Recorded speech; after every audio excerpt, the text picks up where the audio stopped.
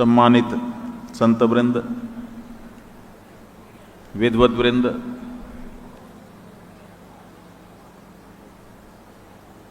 गौ माता के प्रति अपार श्रद्धा रखने वाले सुधीगण, मातृशक्ति,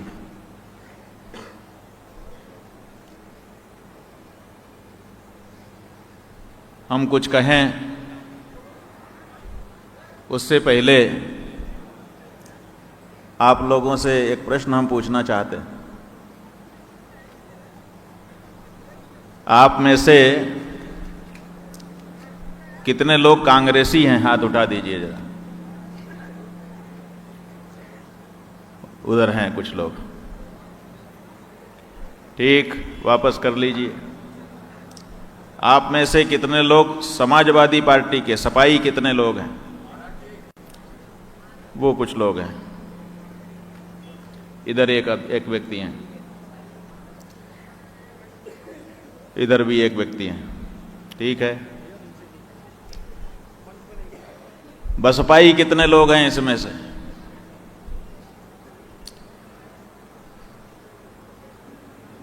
एक भी नहीं है। भाजपाई कितने हैं इसमें?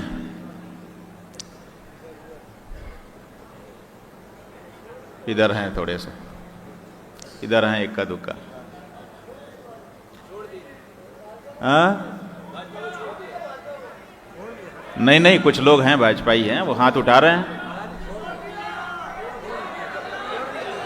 कह रहे हैं कि छोड़ दिया।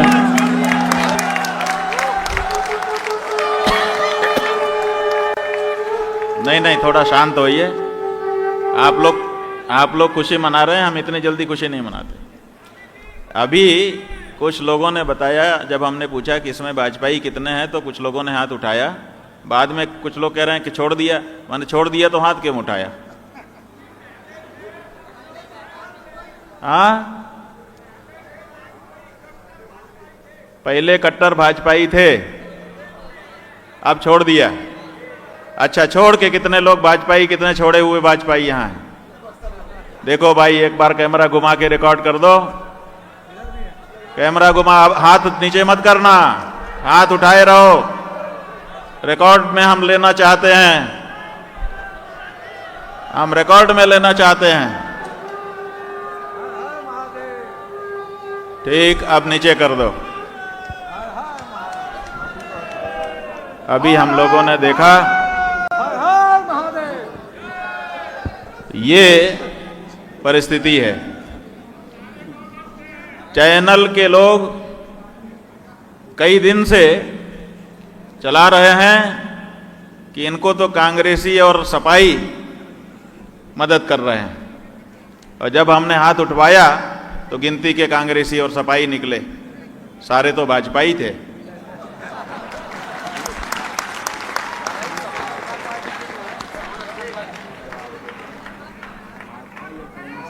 इसका मतलब कि चैनल वाले समझ नहीं पाए,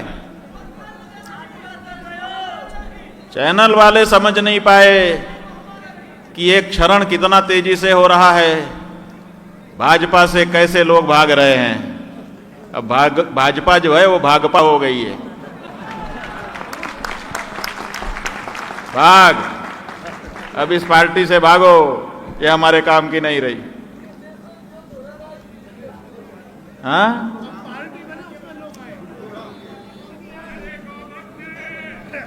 अब हम पूछना चाहते हैं कि ये पार्टी वाली बात तो खत्म हो गई, अपने को क्या लेना देना किसी पार्टी से? वो तो जब राजनीति की बात होगी तब बात करेंगे। हम लोग तो ये राजनीति की सभा ही नहीं है, अपनी तो धर्म की सभा है और धार्मिक बात अपने को करना है।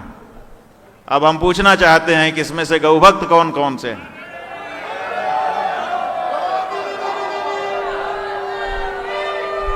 बहुत अच्छे,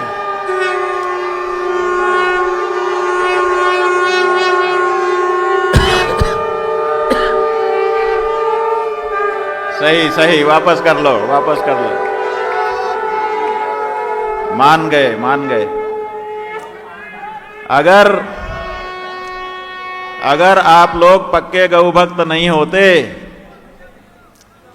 तो इतनी रुकावट के बाद यहां आके बैठे ना होते।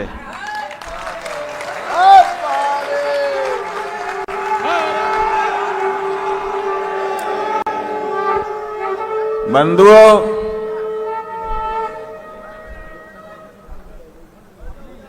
आप लोगों से हमारा एक अनुरोध है कि कार्यक्रम संपन्न होने के बाद अगर आपके जेब में कागज हो तो ठीक है, नहीं तो यहां किसी से मांगना, छोटी सी स्लिप में ही सही अपना नाम, पता और फोन नंबर दे के जाना, क्योंकि आज से जो इतिहास नया आरंभ हो रहा है उसके फाउंडर आप लोग बनोगे।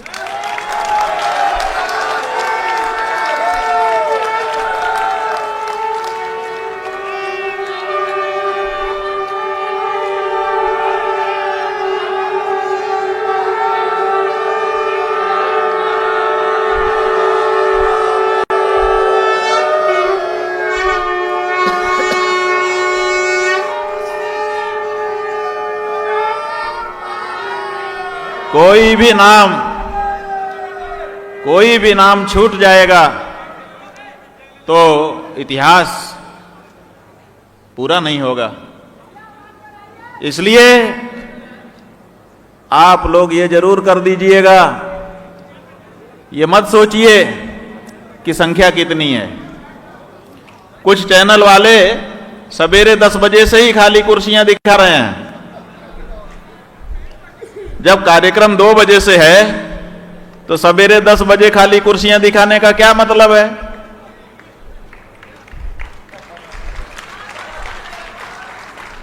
बच्चा पैदा नहीं हुआ तो सोनोग्राफी से उसका फोटो दिखा रहे हैं।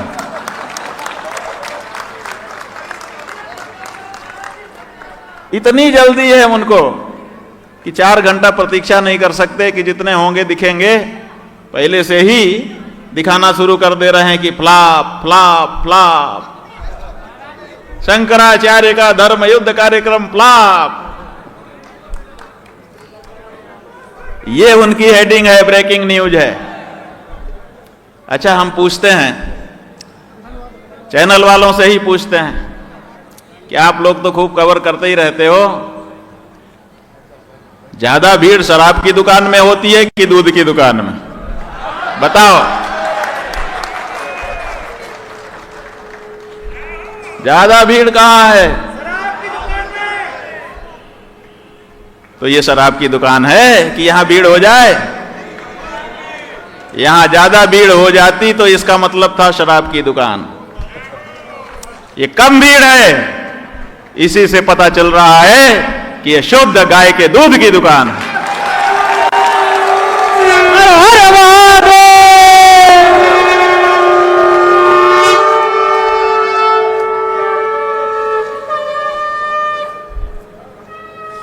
जब महाभारत का युद्ध पूरा हो गया तो बहुत सारी बातों पे विचार हो रहा था कि ये क्यों हुआ, वो क्यों हुआ, ये क्यों हुआ, वो क्यों हुआ।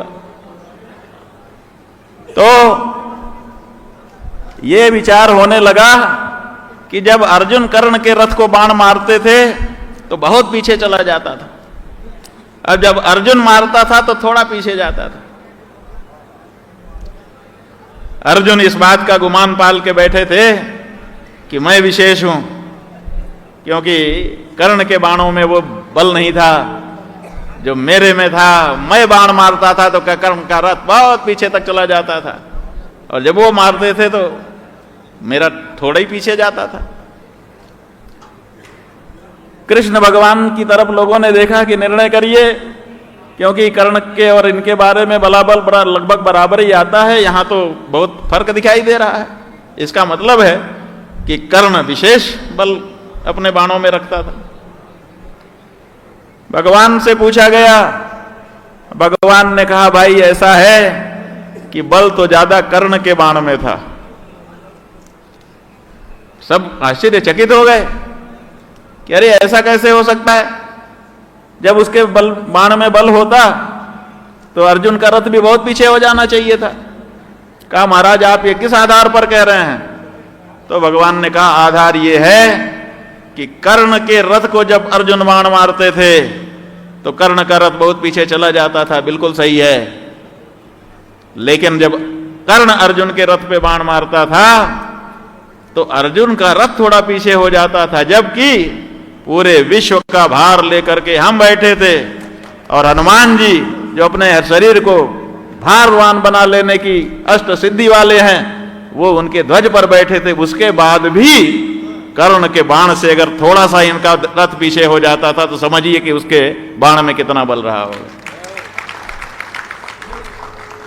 ये जो सभा आज हो रही है, ये जो शंखनाद कार्यक्रम आपका आज यहां हो रहा है, ये उत्तर प्रदेश के मुख्यमंत्री जी के पूरा बल लगा देने के बाद का शंखनाद कार्यक्रम है।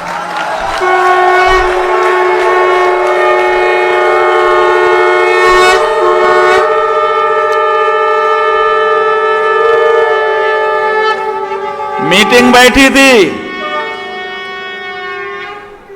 बैठक हुई कि इनको तो काशी के मठ में ही घेर लो, निकलने ना पाए। लेकिन आप लोग निकल गए। फिर मीटिंग बैठी कि निकल चुके, अब कहा इनको रास्ते में ही रोक दो, लेकिन रोक नहीं पाए। फिर कहा कि लखनऊ में घुसने मत दो, लेकिन आप लोग घुस आए। फिर कहा कि हम अनुमति नहीं देंगे, अनुमति भी देनी पड़ गई। फिर कहा कि 16, अरे रुको भाई, आप लोग तो बहुत अधीर हो जाते हो, हम भी तो अपनी बात बोल रहे हैं। 16 शर्तें इनको पकड़ाओ, ये शर्तों से डर करके फिर पीछे होंगे। 16 शर्तों का कागज आपको पकड़ाया गया, आप भयभीत नहीं हुए। आपने कहा हमें मंजूर है शर्तें। हालांकि नियम यही है, लोगों ने कहा है कि कोई शर्त होती नहीं प्यार में, और यहां शर्त लगाई जा रही है। हम लोगों ने कहा कि अच्छा, शर्त लगाई गई। हमसे पत्रकारों ने पूछा कि आपको तो सशर्त अनुमति मिल रही है शर्त लगा करके। हमने कहा बिल्कुल सही है, अगर बिना शर्त की अनुमति हो जाती तो हमारे मन में भ्रम उत्पन्न होता कि कहीं प्यार है उनके मन में हमारे लिए, युद्ध करना कठिन हो जाता। अब उन्होंने शर्त लगा दी, प्रमाण दे दिया कि हमारे मन में तुम्हारे लिए कोई प्यार नहीं है। अब हमारे लिए लड़ना और सरल हो गया और सहज हो गया। ये शर्तनामा हमारा मार्ग प्रशस्त कर रहा है। फिर भी आप आगे बढ़ गए। फिर उन्होंने 10 शर्तें और बढ़ा के 26 कर दिया। लो भाई, लेकिन आप टस से मस नहीं हुए। आपने कहा जैसे 16 वैसे 26। आप आगे बढ़ गए। 24 घंटा पहले उन्होंने अनुमति दी। आपने लोगों को रोक रखा था, दूर दूर से लोग यहां आने के लिए तैयार थे। टिकट करा करके बैठे थे। फिर जब देखा कि अनुमति नहीं मिल रही है तो उन्होंने सोचा कि एकदम मौके पे कराएंगे तो पैसा डूब जाएगा, 2-3 दिन पहले करा लेते हैं कैंसिलेशन, क्योंकि अभी तक अनुमति नहीं मिली, इसका मतलब नहीं मिलेगी। तो लोगों ने टिकट कैंसिल करा दिए। जब पता चला कि टिकट कैंसिल हो गए तब उन्होंने 24 घंटे पहले अनुमति दे दी। आप लोग प्रसन्न हो गए। आपने टेंट हाउस वालों को कहा, टेंट हाउस वालों लगाओ, कुछ व्यवस्था शुरू करो। उन्होंने ट्रक में अपना सामान लादा लेके आके खड़े हो गए। कहा अभी नहीं घुस सकते आप। 5-6 घंटा और देर कर दिया कि अभी नहीं घुस सकते, अभी नहीं घुस सकते। पता चला कि सूर्यास्त हो गया। जब सूर्यास्त हो गया तब उनको कहा कि अच्छा आप जाओ।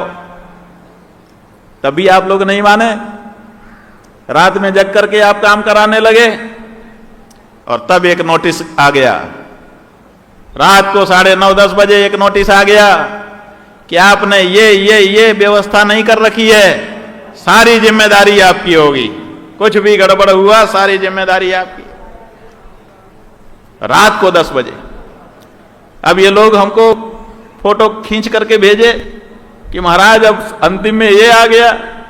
हमने कहा रिसीव कर लो, आगे काम करो, उससे भी नहीं डिगे। लेकिन जब बारीकी से पढ़ा, लोग तो ज्यादातर लोग तो मजमून पढ़ रहे थे कि नोटिस में क्या लिखा है। हमने सोचा जरा ऊपर नीचे भी देख लेना चाहिए, आजू बाजू भी देखना चाहिए। तो जब आजू बाजू देखा तो बैक डेट में वो नोटिस जो है बैक डेट में है, दे रहे हैं 10 तारीख को और डाले हुए हैं 9 तारीख, ताकि आगे चल करके वो आम को फंसाने के काम में आए। ये चतुराई हो रही है। कैसे फंसा दे शंकराचार्य को, कैसे फंसा दें गौ भक्तों को, कैसे फंसा दें इन सच्चे हिंदुओं को, ये कार्य ये सरकार कर रही है।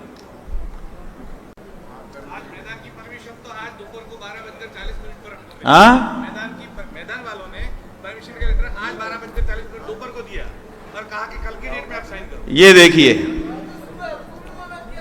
आज ये जो मैदान है, जिस मैदान में इस समय हम बैठे हैं, 2 बजे से हमारा कार्यक्रम था। 4,64,000 रुपया जाने कितना दिन पहले ही इन्होंने जमा करवा लिया था मैदान वालों ने, लेकिन अनुमति आज 12:40 पर लेकर के आए और वो भी कागज बैक डेट का दिखा रहे थे और कह रहे थे हस्ताक्षर करो। आप समझ रहे हैं? इतनी बाधा के बाद इतने सारे गौभक्त जम करके बैठे हुए हो, क्या कमजोरी है तुम्हारी?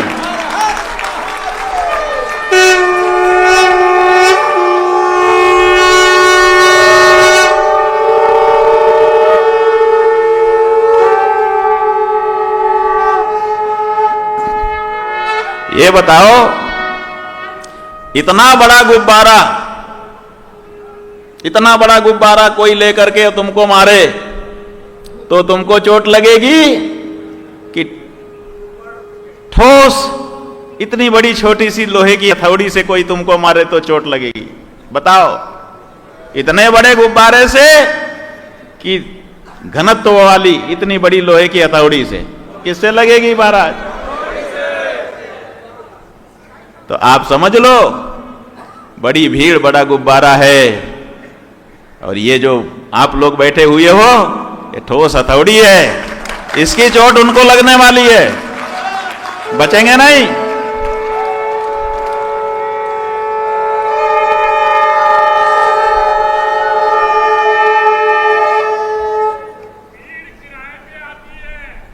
हाँ जी, बिल्कुल सही कह रहे हो।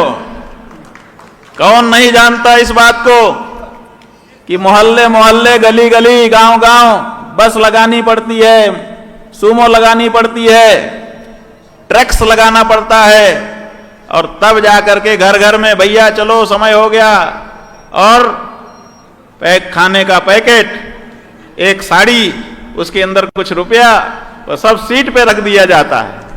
कई कई जगह के तो ऐसे दृश्य आ गए कि ऐसे जब सजाते हैं ना टेंट वाले, तो जो कुर्सी रखते हैं उसी पे मिठाई, पूड़ी, साड़ी और रुपए का पैक वो सब डाल के उसी सीट पे रख देते हैं। आइए इस सीट पे बैठिए, और इस सीट पे जो रखा है वो आपका, फिर भी खाली रह जाती है। वो दृश्य भी हम लोगों ने देखे हैं। इसलिए भीड़ दिखाने का कोई मतलब नहीं है।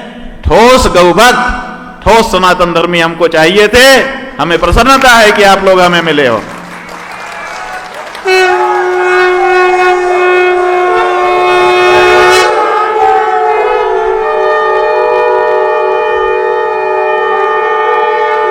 और सुनो,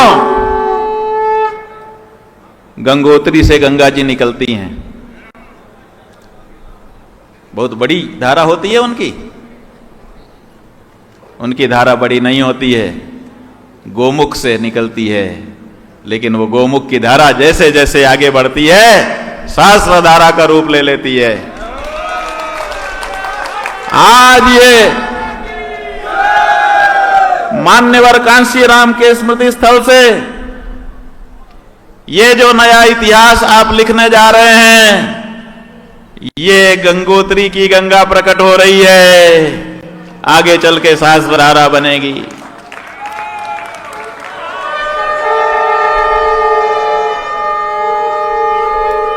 कांशीराम जी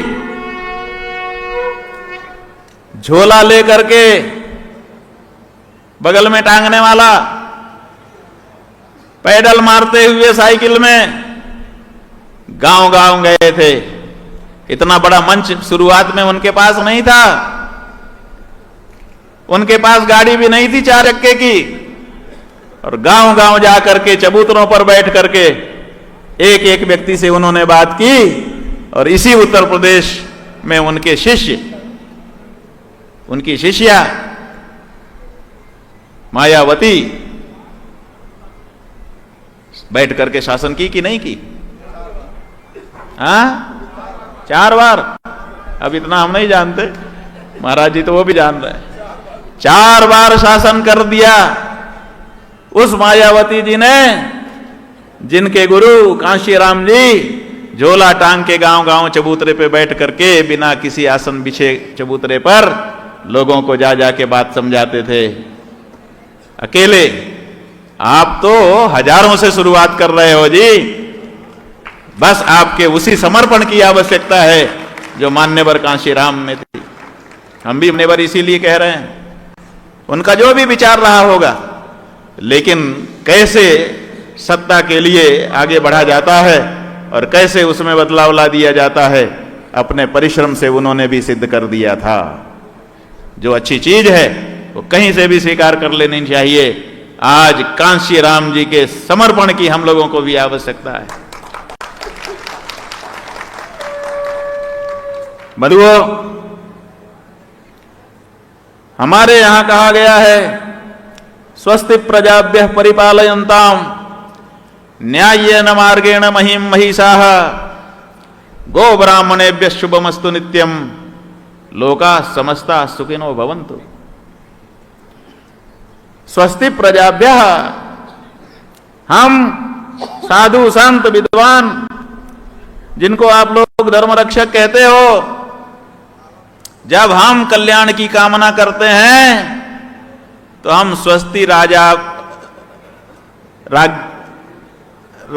नहीं कहते हैं। राजाओं के लिए कल्याण की कामना हम नहीं करते हैं।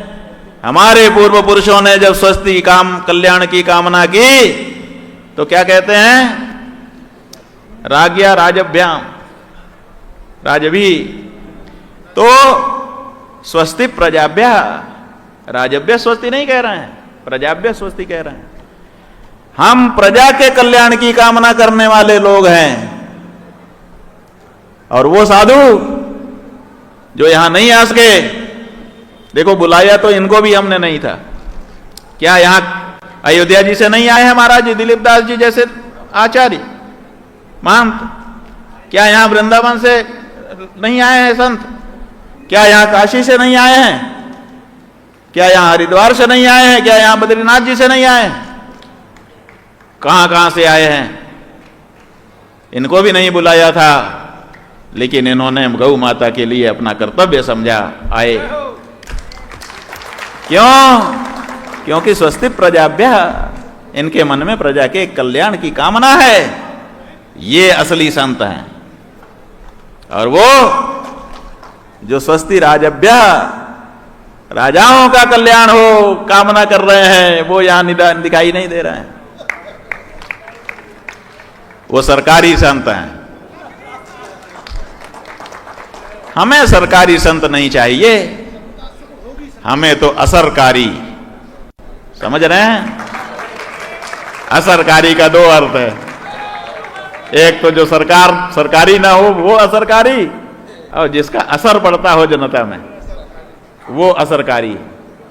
तो बंधुओं, सरकारी जो है उसका असर तब तक है जब तक सरकार है, और जो असरकारी है उसका असर कब तक है? जब तक वो रहेगा तब तक उसका असर रहेगा, और जब वो चला जाएगा तब भी उसका असर रहेगा। आदि शंकराचार्य जी चले गए, आज भी उनका असर है। रामानंदाचार्य जी चले गए, आज भी उनका असर है। मध्वाचार्य जी, वल्लभाचार्य जी, हमारे अनेक आचार्य हैं, चले गए, आज भी उनका असर है। अरे उनकी तो छोड़ो, हमारे कबीरदास जी महाराज, हमारे नानक जी महाराज, हमारे दादू जी महाराज, किसका किसका नाम लें, आज भी उनका असर है।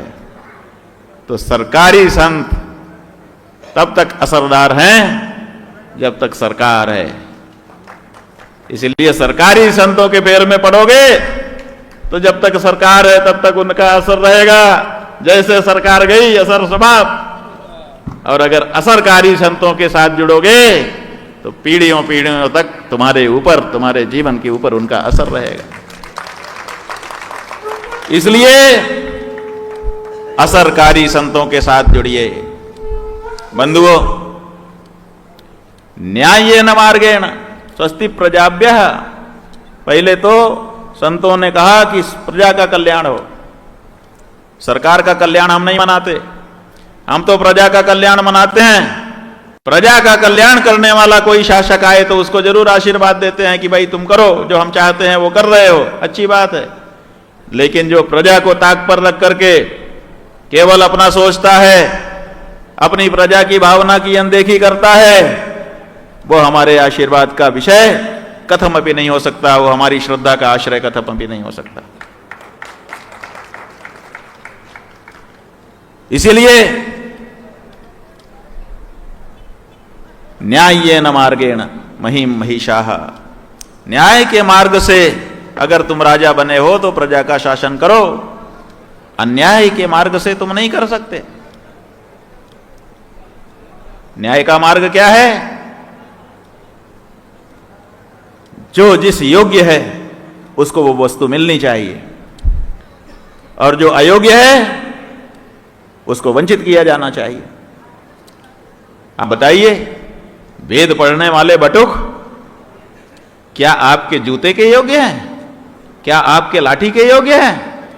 क्या उनकी शिखा उखाड़े जाने के योग्य है? मुगलों ने वो हिम्मत नहीं की।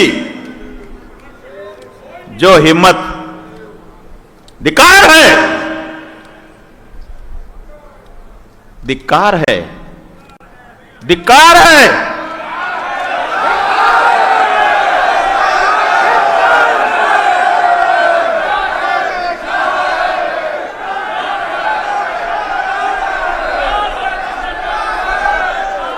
लजवा दिया, लजवा दिया अपने कुल खानदान को, लजवा दिया अपने पूरे उस समाज को, लजवा दिया अपने पंथ को। जो कर दिया है वो इतिहास में काले कलंक के रूप में सदा सदा के लिए दर्ज हो गया। लजवा दिया इस व्यक्ति ने।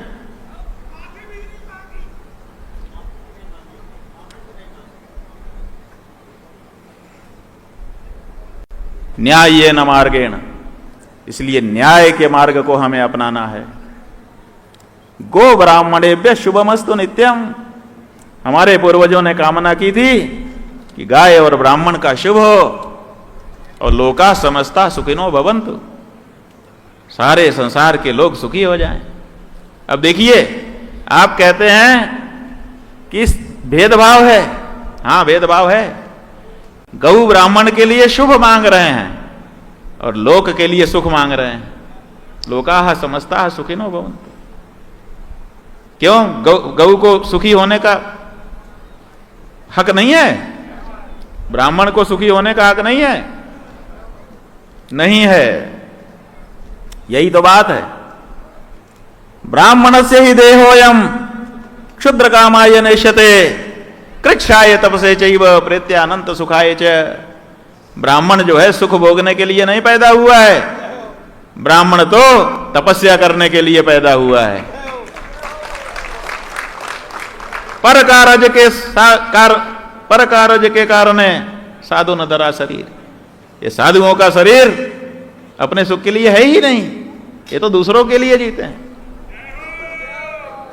इसलिए इनके लिए सुख नहीं मांगा गया है, इनके लिए शुभ मांगा गया है। और आम लोगों के लिए आम लोग अपने लिए जीते हैं, उनके लिए सुख की कामना की गई है। लोका समझता सुखिनो भवन्तु, सब लोग सुखी हो जाएं। ये हमारे पूर्वजों की दृष्टि रही है और इसी दृष्टि के अनुसार आप देखिए न्याय और अन्याय का निर्णय हुआ है। यही देश है जिस देश में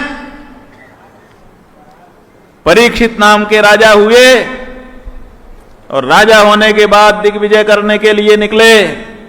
ये हमारे यहां की परंपरा रही है कि जब कोई राजा नया गद्दी पे बैठता है तो वो दिग्विजय के लिए निकलता है कि हमको सब लोग स्वीकार कर रहे हैं कि कोई मना कर रहा है।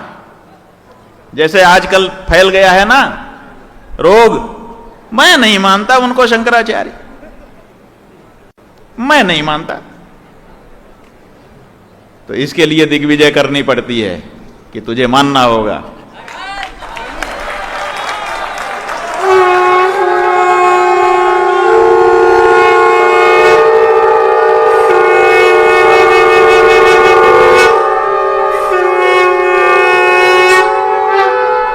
शंकराचार्य सनातन धर्म की सुप्रीम कोर्ट है।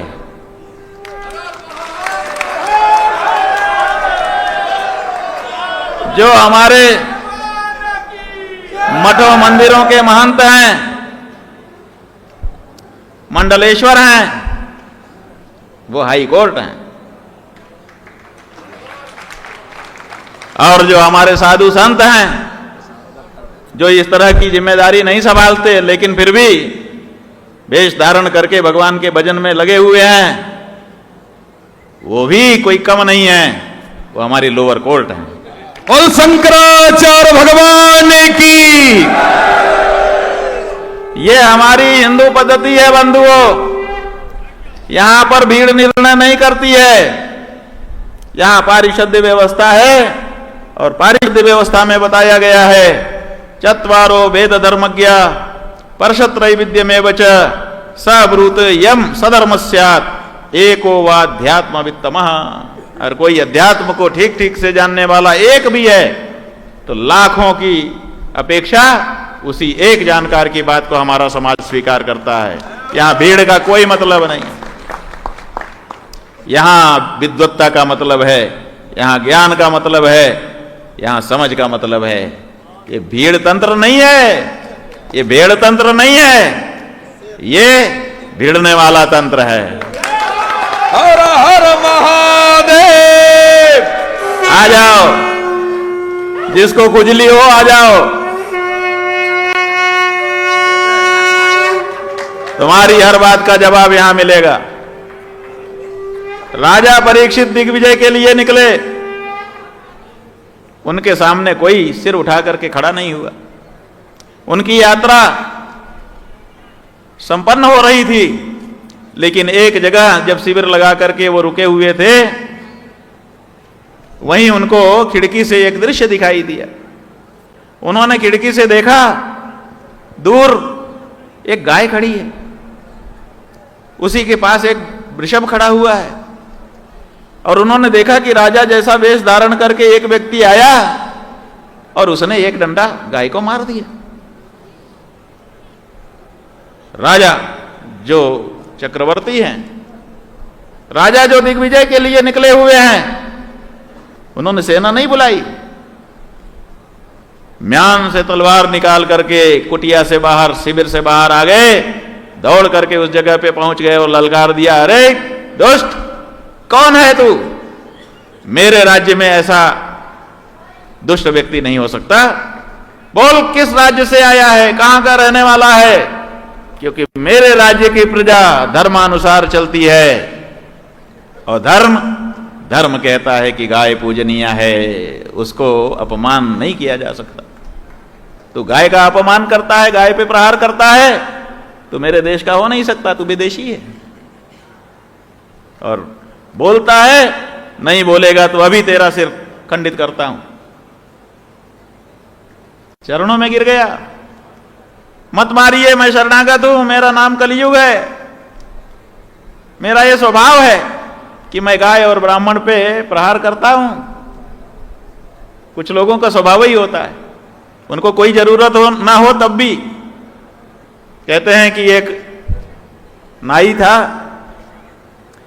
अच्छा व्यक्ति था, लोगों के मुंडन करता था, फिर धीरे धीरे बूढ़ा हो गया, बेटा भी धीरे धीरे दुकान में आकर के सीखने लगा, लेकिन वो थोड़ा नए खून का था, पहलवानी का, और थोड़ा प्रकृति, वही प्रकृति की बात हम बता रहे हैं। तो वो क्या करता था कि लोगों का मुंडन करने के बाद खटका मार देता था, उंगली उल्टी करके यूं, जैसे मटका पे कोई टन टन बजा रहा हो, और ऐसा करके उसको अच्छा लगता था।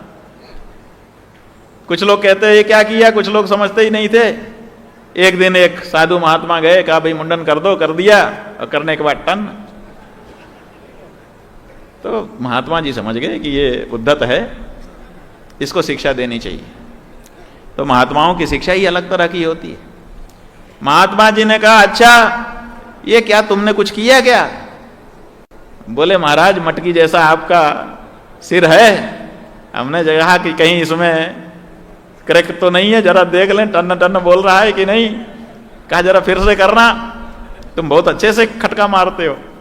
तो उसने सोचा कि आज तक तो ऐसा कोई मिला नहीं, फिर उसने खटका मार दिया।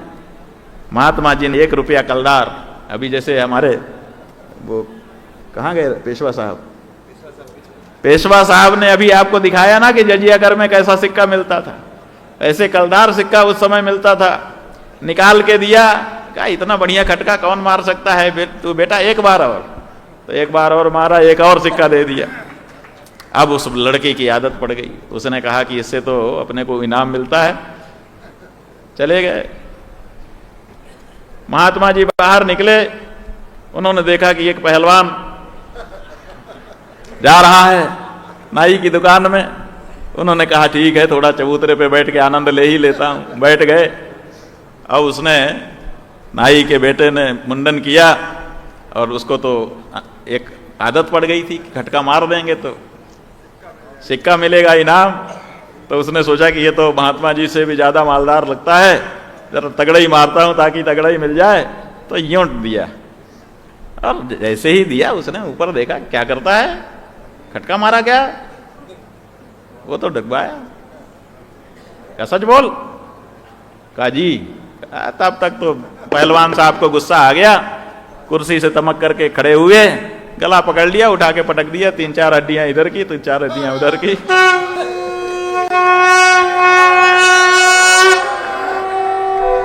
समझ रहे हैं ना?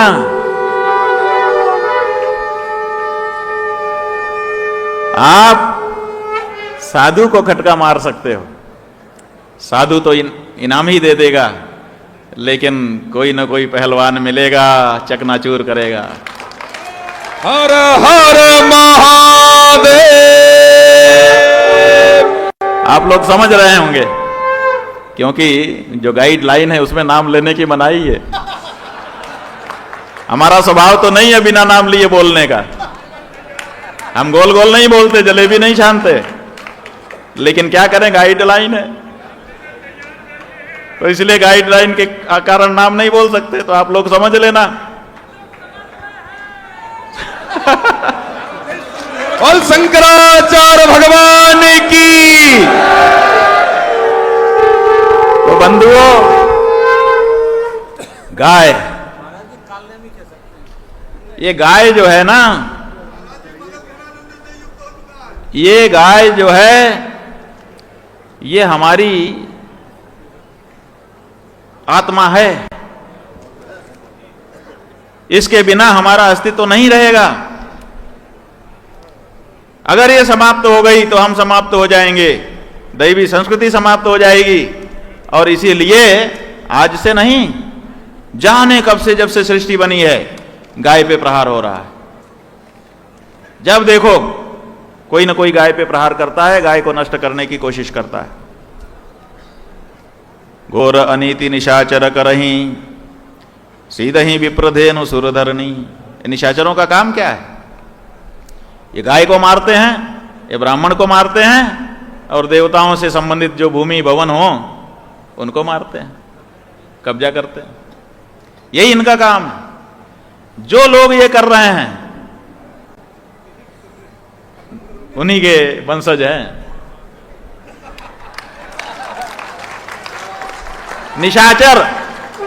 निशाचर के नाम लेने पे प्रतिबंध नहीं है,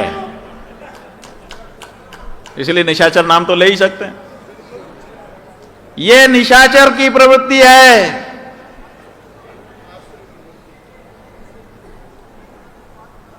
जहां जहां विप्र धेनु सुर पा वहीं, नगर गांव पुर आग लगा वहीं। जहां जहां विप्र धेनु सुर मिल जाते हैं वहां आग लगाने की इनकी प्रवृत्ति होती है ताकि इनको नाश कर दे। जब भगवान श्री कृष्ण का आविर्भाव हुआ, वसुदेव जी ने उनको नंद बाबा के यहां पहुंचा दिया। वहां से योग माया को लेकर के वापस आए। कंस ने घुमा करके पटकना चाहा, माता उसके हाथ से छूट करके आकाश में अष्टभुजा रूप दिखा करके खड़ी हो गई। कहा तू मुझे क्या मारता है, तेरा मारने वाला उत्पन्न हो चुका है।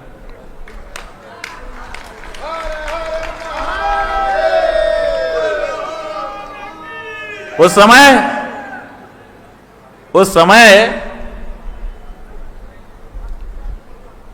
कंस ने मंत्रिमंडल की बैठक बुलाई है, भागवत जी में लिखा है। मंत्रियों से पूछा क्या करें। मंत्रियों ने अपनी अपनी सलाह देके कहा महाराज हमने अपनी सब सलाह दे दी, अब आप निर्णय कर दीजिए। तो निर्णय क्या करता है? निर्णय करता है कि जहां जहां ब्राह्मण हो, जहां जहां गाय हो, जहां जहां यज्ञ हो रहा हो, वहां जाके विघ्न उत्पन्न करो। स्वभाव है, आसुर स्वभाव है। और राक्षसों का कोई अलग वंश नहीं होता है, ये किसी भी जगह उत्पन्न हो जाते हैं। भोज वंश, यदु वंश कोई सामान्य वंश नहीं था। एक से एक प्रतापी धर्मात्मा राजा हुए थे, उसी में तो पैदा हो गया। और ये भी नहीं है कि उनके वंश में कोई भगवत भक्त नहीं जन्मता है। हिरण्यकशिपु यहां प्रहलाद हो गया, हुआ कि नहीं हुआ? इसलिए कौन कहां उत्पन्न हो जाएगा कह नहीं सकते। कोई उनका टोला अलग बटा हुआ नहीं है, किसी भी टोले में असुर उत्पन्न हो सकते हैं। देवी भागवत में लिखा है कि निशाचरों ने अच्छे अच्छे घरों में जन्म ले लिया है, अच्छा अच्छा वेशभूषा धारण करके अपनी प्रवृत्ति को चला रहे हैं। इसलिए कोई अमुक खानदान में जन्मा है, कोई अमुक तरह का वेशभूषा धारण करता है, इतने से उसके ऊपर भरोसा मत करो। उसकी प्रवृत्ति देखो कि इसकी प्रवृत्ति दैवी है कि आसुरी है। दैवी प्रवृत्ति है तो उसका साथ करो, सहयोग करो, और आसुरी प्रवृत्ति है तो उससे बच के रहो, दूर रहो। इसलिए हमने कहा था कि 40 दिन के बाद हम आएंगे। जो कहा था किया कि नहीं किया? आए हैं, बैठे हैं। आप शर्तनामा दे रहे हो। हमसे पूछ रहे थे पत्रकार लोग सवेरे कि इतनी सारी शर्तें हैं, आप क्या कहना चाहेंगे? हमने कहा कि हिरण्यकशिपु ने शर्त लगाई थी ब्रह्मा जी के सामने, कहा कि हम अमर हो जाएं। वो क्या अमर तो नहीं हो सकते, कहा शर्त है। जैसे ये कह रहे थे सभा मत करो, हमने कहा नहीं वो तो होगी, तो कहा शर्त है। क्या शर्त है?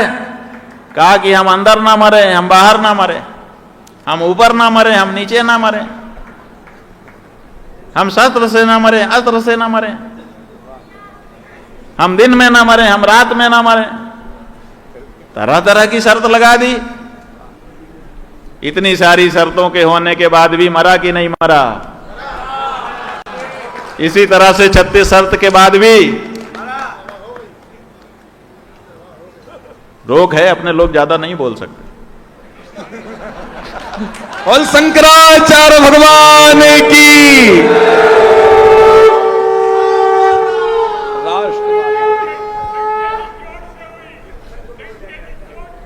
गौ माता के लिए जाने कितने युद्ध हुए हैं। वृत्रासुर नाम का ऋग्वेद में वर्णन आया है कि वृत्रासुर असुर हो गया। यह आसुरी प्रवृत्ति है कि गौ ब्राह्मण को मारो। उसने सोचा कि पूरे देश की गायें इकट्ठी करके ये गुफा में बंद करके सील कर देता हूं दरवाजा, सब मर जाएंगी। उसने ये कर दिया। पणी नाम के असुरों का सहाय लेकर के सब जगह से गाय हकवा हकवा के ले आया और एक बड़े पर्वत की गुफा में सबको बंद कर दिया। जब गायें बंद हो गई तो दूध मिलना बंद हो गया। दूध मिलना बंद हो गया तो दही जमना बंद हो गया। दही जमना बंद हुआ तो घी निकलना बंद हो गया। घी निकलना बंद हुआ तो उसी घी से देवताओं के लिए रोज हिंदू के घरों में आहुति होती थी, आहुति बंद हो गई। देवता कमजोर महसूस करने लगे कि अरे हमें तो आहुति नहीं मिल रही है, क्या बात है। पता किया तो पता चला कि गायें गायब हो चुकी हैं। गायें गायब हो गई, किसने किया? पता करने पर पता चला कि वृत्रासुर नाम का असुर है, उसने ये सब किया है। कहा मारो उसको, खत्म करो, उसके विरुद्ध धर्म युद्ध करो। पता किया तो पता चला कि उसने तो वरदान ले लिया है। क्या वरदान लिया है? वरदान ये ले लिया है कि ऐसी कोई धातु हो जो सर्वथा शुद्ध हो, जिसमें अशुद्धि का लेश मात्र ना हो, उस धातु से अगर शस्त्र हो उससे वो मारा जाएगा। और धातुओं का नियम है बंधु, चाहे सोना हो, चाहे चांदी हो, चाहे तांबा पीतल कांसा हो, इसमें खोट मिलानी पड़ती है तब शस्त्रास्त्र बनता है, नहीं तो बनी नहीं पाता है। धातु में कठोरता मिलावट के बिना नहीं आती है। तो अब कोई भी हथियार बनाओ, उस हथियार में खोट मिलाना पड़ता था और उसने वरदान मांग लिया कि सर्वथा शुद्ध होना चाहिए। अब विद्वानों की मंडली बैठी। ये विद्वान ऐसे नहीं पूजे जाते हैं, जब कठिन कठिन सवाल आते हैं तब उसमें से ये रास्ता निकालते हैं। जब बड़े बड़े शर्त नामा आते हैं तब उसके अंदर से रास्ता निकालने वाले ये हमारे विद्वान हैं, हमारे संत हैं। इन्होंने रास्ता निकाला। इन्होंने कहा कि अगर हड्डी जो है वो भी धातु है, शरीर के अंदर भी 7 धातु होते हैं, रस रक्त आदि, उसमें अस्थि भी एक धातु है। और अगर कोई व्यक्ति जन्म से लेकर के जब तक वो जीवित है प्रतिदिन गव्य का सेवन करे तो उसकी हड्डी में दोष नाम मात्र का भी नहीं आता है। हमारे यहां पंचगव्य प्राशन का नियम है। यत्वगस्तिगतम पापम देहे तिष्ठति मामके प्राशनात् पंचगव्यस्य दहत्यग्निरिवेन्दनम। जैसे आग ईंधन को जला करके समाप्त कर देती है, ऐसे ही अगर कोई पंचगव्य का प्राशन करे तो कोई दोष पाप उसके हड्डी तक में घुस गया है, खूब अंदर तक, वो भी बाहर निकल करके आ जाता है।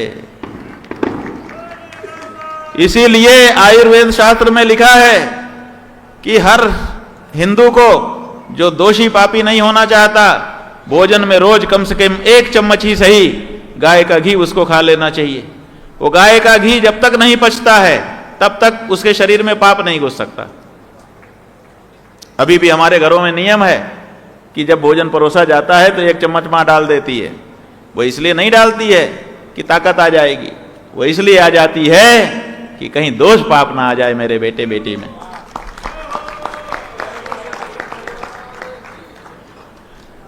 तो खोज शुरू हुई कि भाई कौन है ऐसा। तो आप समझिए कि कोई किसी न किसी कारण से कितना भी नियमी आदमी हो, नागा हो ही जाता है। अब ये माता आई हैं, बोली हम तो वृंदावन से बाहर जाते ही नहीं, आज ही अकेले आए। तो गौ माता के नाम पे निकल ही पड़ी, तो इनका वो नियम एक रूप से खंडित हो गया। इसी तरह से हम लोग जाने कितने नियम लेते हैं, लेकिन परिस्थितियों बस कभी कभी आगे पीछे हो जाता है, खंडित हो जाता है। तो लोग गौ माता का गव्य तो सेवन करते थे, लेकिन किसी न किसी दिन किसी का खंडित हुआ था। लेकिन अथर्ववेद का पारायण करने वाले दध्य का अथर्वण ऋषि, अथर्वा ऋषि के पुत्र दधीची थे। वो नैमिषारण्य में गोमती नदी के किनारे निवास करते थे। ये गोमती नदी जो है ना, ये गोमती माने गाय वाली नदी है। जैसे रूपमती माने रूप वाली, ऐसे ही गोमती माने गाय वाली। ये गाय वाली नदी है। ये जो लखनऊ है, ये गाय वाली नदी के किनारे बसा हुआ है। इसीलिए हम लोग यहाँ पे गाय की चर्चा करने के लिए इकट्ठा हुए हैं। गोमती नदी के किनारे नैमिषारण्य के पास दधीची ऋषि रह रहे थे। लोगों ने बताया कि उनका पक्का नियम है, उनके पिताजी के समय से एक दिन भी नागा नहीं करके उन्होंने गव्य का सेवन किया है। अगर वो अपनी हड्डियां देने को तैयार हो जाएं तो उससे वृत्रासुर को मारा जा सकता है। तो इंद्र उनके पास गए, प्रार्थना की। उन्होंने कहा कि गाय के लिए अगर कोई जीवन दे देता है तो उसका जीवन सफल माना जाता है। वैसे प्राण के परित्याग को अच्छा नहीं माना जाता है, आत्महत्या माना जाता है, लेकिन अगर गाय के लिए, ब्राह्मण के लिए कोई जीवन दे दे तो उसको देवत्व की प्राप्ति होती है। गौ माता के लिए मेरा शरीर समर्पित है, लेकिन गाय ही आए हड्डी लेने के लिए, मेरी भी ये शर्त है, उन्होंने कहा। और तब सुरभि गौ माता आई, आकर के उनके शरीर को चाटा, और उनकी चाटने से जो मांस था वो अलग हो गया, हड्डियां सामने दिखाई देने लगी, और उस हड्डी का संचय करके इंद्र ने वज्र बनाया, और उसका प्रहार जब वृत्रासुर पे किया तो वृत्रासुर मारा गया और गुफा का दरवाजा खोल दिया गया। ऋग्वेद में लिखा हुआ है प्रथम मंडल में कि जब वो दरवाजा खुला तो गाय ऐसे बाहर निकली जैसे कोई बहुत बड़े बांध का फाटक टूट जाए तो पानी कैसे निकल करके भागता है, ऐसे रमाते हुए सारी गौएं बाहर निकल करके आ गईं। बोल गौ माता की। इसलिए गाय के लिए लोगों ने प्राण दिए हैं, गाय के लिए लोगों ने अपना संसाधन दिया है, गाय के लिए हमारा पूरा का पूरा सनातनी समाज सदा से समर्पित रहा है। जाने कितने युद्ध हुए, विश्वामित्र वशिष्ठ जी का गाय के लिए युद्ध हुआ, कार्तवीर्यार्जुन और परशुराम जी। परशुराम जी ने 21 बार क्षत्रियों का संहार क्यों किया? गाय के लिए किया। उन्होंने कहा कि मैं अपने हाथ में परशु इसलिए लेके चल रहा हूं ताकि मैं गौ रक्षा कर सकूं। परशुराम जी के हाथ में जो परशु है वो गौ माता की रक्षा के लिए उन्होंने धारण किया। लिखा हुआ है, गवाम दुखम असहमानो भार्गव शत्रुतापनः चकार निक्षत्रियाम पृथ्वीम सप्तकृत्वो महामनाः। गवाम दुखम अपाकर्तुम शास्त्रम जग्राह भार्गव। गायों का दुख दूर करने के लिए उन्होंने अपने हाथ में शस्त्र धारण किया। गायों का दुख हमारे पूर्वजों ने कभी नहीं देखा। हनुमान जी महाराज वो भी गौ भक्त हैं, गौ रक्षक हैं। आनंद रामायण में कथा आई है, हमने पढ़ा कि जब महिरावण अहिरावण रावण का सहयोग करने के लिए विभीषण का वेश धारण करके धोखा दे करके राम और लक्ष्मण जी को पातालपुरी में लेके चले गए, तब हनुमान जी को पता चला। तो हनुमान जी पातालपुरी में पहुंच गए, और जब पातालपुरी में गए तो उन्होंने क्या देखा? तत्र दृष्टा ही गावो वै बहुलाः कपिलास्तथा बद्धाश्चा धर्मभिस्तत्र वधार्थम पाप कर्म भी। वहां पर उन्होंने देखा कि हजारों गायें हत्या करने के लिए बांधी गई हैं। जैसे ही हनुमान जी ने यह दृश्य देखा, तत्काल वो युद्ध निरत हो गए, अहिरावण महिरावण को मार दिया, और मार करके बंधनम छेदयामास गवाम मारुति नंदनः। गायों का बंधन खोल दिया। गायों के बंधन से मुक्त करना बहुत बड़ा पुण्य माना जाता है। भगवान शंकराचार्य जी ने सूर्य प्रातः स्मरण लिखा है, उसमें सूर्य भगवान का एक नाम उन्होंने लिखा, बड़ा मार्मिक है। कहते हैं गो कंठ बंधन विमोचन आदिदेव।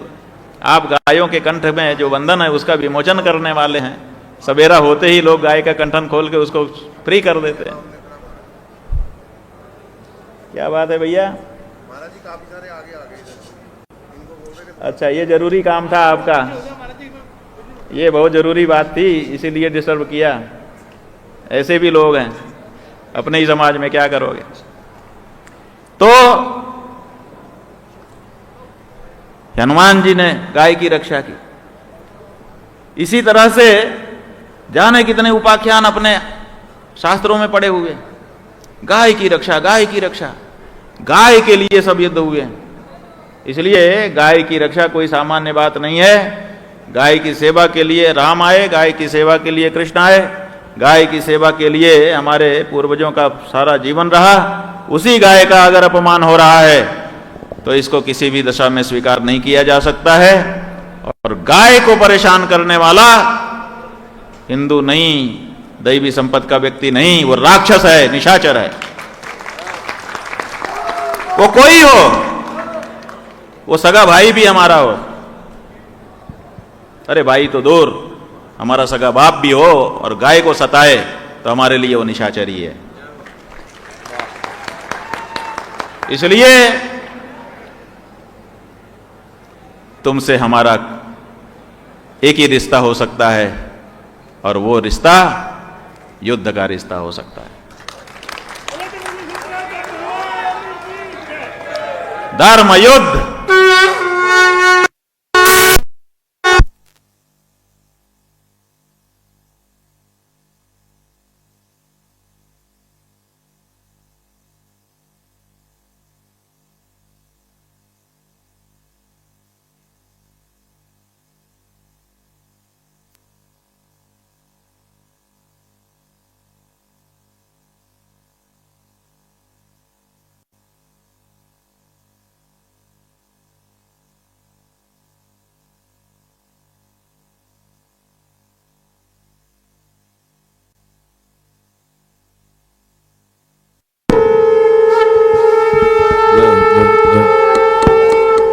बोल शंकराचार्य भगवान की।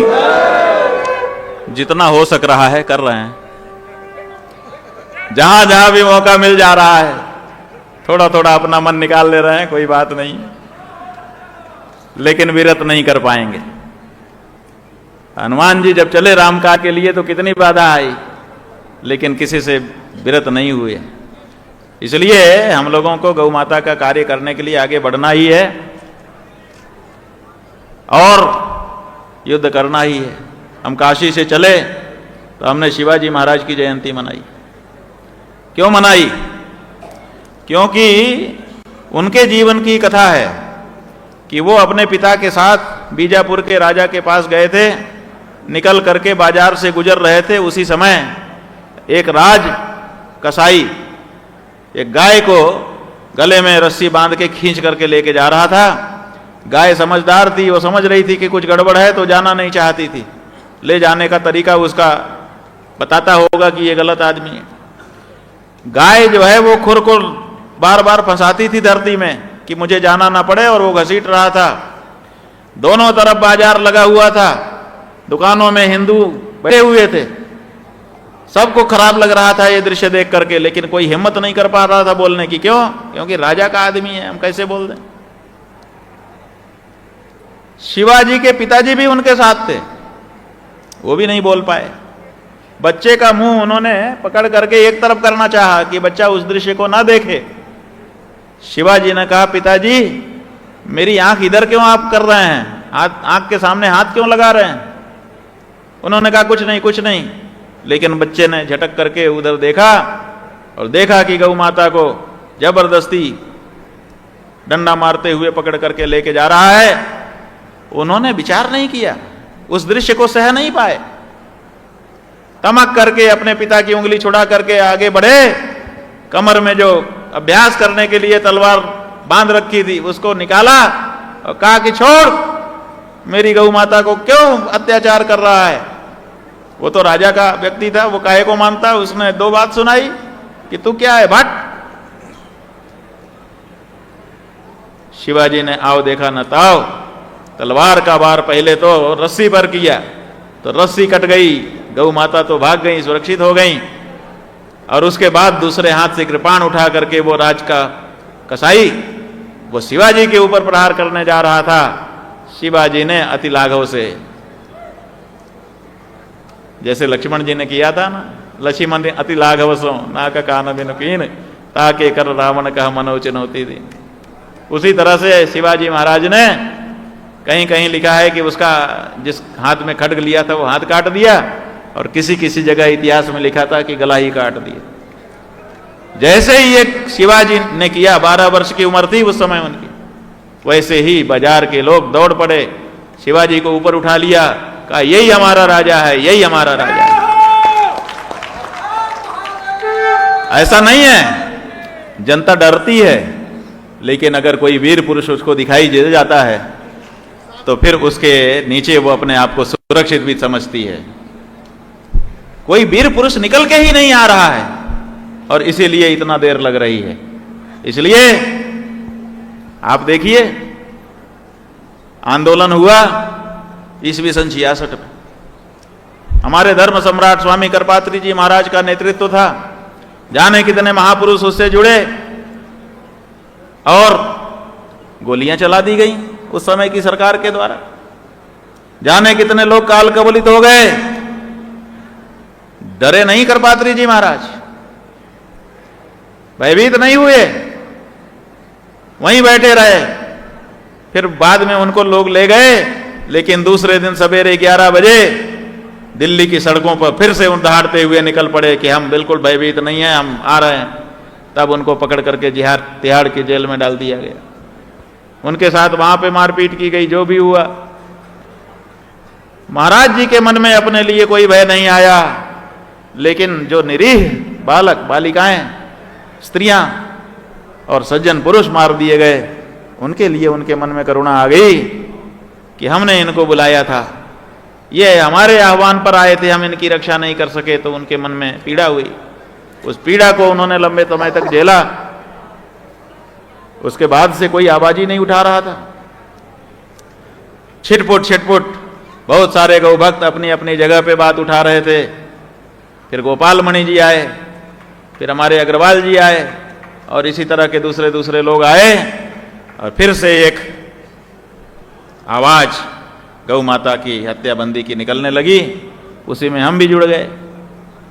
ऐसा होता है कि जब बड़ा काम होता है ना, तो बड़े काम में सब लोग लगते हैं, तो सबको ये अधिकार होता है कि हमने किया, क्योंकि किसी एक ने तो किया नहीं है। जिसने किसी ने अगर हाथ भी लगा दिया है। हमने बचपन में देखा है, गांव में छप्पर उठाया जाता था। छप्पर बना करके पुराना बदलने के लिए उसको, पुराने को हटा के नए को नीचे छाया जाता था, फिर उठा के रखा जाता था। तो उस समय हमने देखा है अच्छी तरह से कि बहुत से लोग आते थे गांव के इकट्ठे होके, वो छप्पर उठाते थे पूरा बल लगा करके, और कई लोग तो केवल हाथ छुए रहते थे, और कई लोग तो हमने ये भी देखा है कि वो उल्टे लटक करके नीचे की तरफ खींचते थे, लेकिन छप्पर उठ ही जाता था, और उठ जाने के बाद सब कहते थे कि हमने छप्पर उठा दिया। तो ऐसे ही जो इसमें सम्मिलित है, सबका सम्मिलित प्रयास है, और यह सम्मिलित प्रयास क्रमशः आगे बढ़ रहा है। आज 9 साल के बाद उत्तर प्रदेश की सरकार को सबसे बड़ा बजट गाय के लिए प्रस्तुत करना पड़ा है इसी मार्च के महीने में, 2100 करोड़ का। आप अगर बड़े गौ भक्त थे तो 8 साल में क्यों नहीं किया? अब आपको करना पड़ रहा है, मजबूरी है आपकी। आप मानो चाहे मत मानो, आपके ऊपर दबाव पड़ रहा है महाराज। अब आप उस दबाव को समाप्त करने के लिए अब आप विज्ञापन छपवा रहे हैं, टेलीविजन में चलवा रहे हैं कि हम तो ये कर रहे हैं, हम तो ये कर रहे हैं, हम तो ये कर रहे हैं। जो हो चुका है उसका क्या जवाब है? अभी वक्तव्य दिया 4-5 दिन पहले कि किसी की औकात नहीं है कि उत्तर प्रदेश में कोई गाय के ऊपर खरोंच मार दे। और हम जब बनारस से चल के यहां आए तो रास्ते में सुल्तानपुर में हमको बहुत सारे लोग मिले। वो कह रहे थे कि अभी थोड़े दिन पहले हमारे यहाँ गाय का गला काट करके उसका सिर एक जगह पे फेंक दिया गया। हम लोग आंदोलन कर रहे हैं, कोई पकड़ा ही नहीं जा रहा है, आज तक किसी को पनिशमेंट ही नहीं मिला है, और अब मामला तो रफा दफा हो चुका। तो बिना खरोंच आए गला कट गया होगा? हकीकत जमीन पर क्या है और मीडिया के सामने वक्तव्य क्या है, ये दोहरा चरित्र है। और दोहरा चरित्र साधु का नहीं हो सकता, सन्यासी का नहीं हो सकता, योगी का नहीं हो सकता। हर हर महादेव। मनस्यन्यत वचस्यन्यत कर्मण्यन्यत दुरात्मनाम। मनस्येकम वचस्येकम कर्मण्येकम महात्मनाम। महात्मा और दुरात्मा की बंधु और शास्त्र में पहचान बताई है। अंदर से जो हो वही बाहर से हो, वो महात्मा, और जो अंदर से कुछ बाहर से कुछ, वो दुरात्मा। इसलिए इस पहचान को भी अपने को समझ के रखना है और धोखेबाजी से, जालसाजी से बचना है। केवल गौ माता की रक्षा नहीं, सनातन धर्म की भी रक्षा करनी है। और इसीलिए ये जान लेना है। और सच बात यह है, हम ये भी कहना चाहते हैं आज इस मंच से कि ये धर्म युद्ध तो शंखनाद के साथ ही शुरू हो गया। अब तो गीता का ज्ञान चल रहा है, अब समझाइश दी जाएगी। जो जो कृष्ण आप लोग बनना चाहते हैं वो लोग कृष्ण बनिए और जनता को अर्जुन मान करके जाइए, समझाइए कि के धर्म युद्ध क्यों जरूरी है।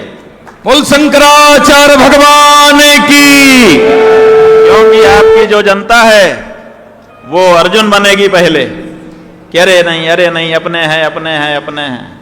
कई लोग ऐसे हैं जिनको अभी भी अपने लग रहे हैं, तो उनके मन में मोह है, तो उस मोह को पहले निकालना पड़ेगा। तो आप संतों में से, विद्वानों में से बहुतों को भगवान श्री कृष्ण की भूमिका इस धर्म युद्ध में निभानी है। जनता रूपी अर्जुन को जाकर के समझाइश देना है कि ये युद्ध तेरे धर्म के लिए इसलिए जरूरी है। और ये धर्म युद्ध करना है। और उसके लिए हम घोषणा कर रहे हैं कि 52 दिन का समय बीच में है।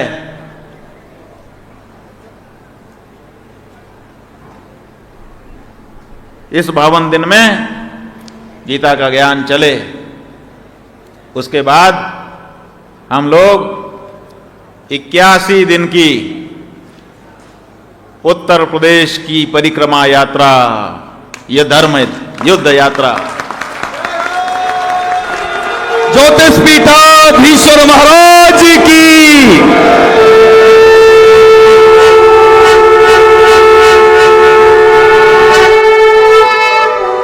गविष्ठी, सुन लीजिए ठीक से, आप लोगों के लिए नया शब्द हो सकता है, वैदिक शब्द है गविष्ठी।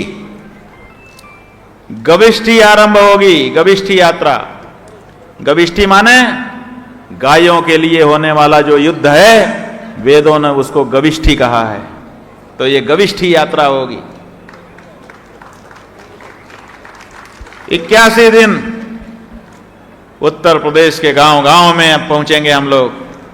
कहीं आप पहुंचेंगे, कहीं हम पहुंचेंगे, कहीं ये पहुंचेंगे, कहीं वो पहुंचेंगे। टीम बन जाए और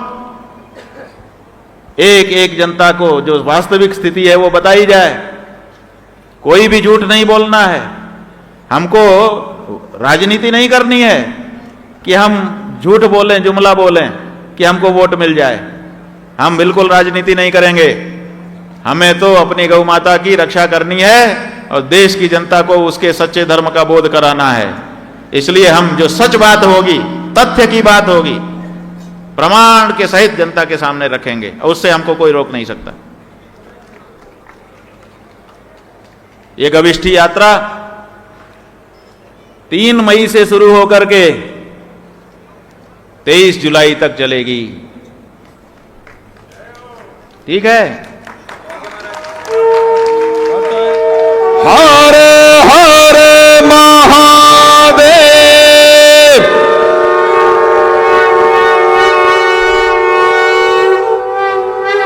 और बंधुओं, ये यात्रा कहां से शुरू हो और कहां से इसका अंत हो?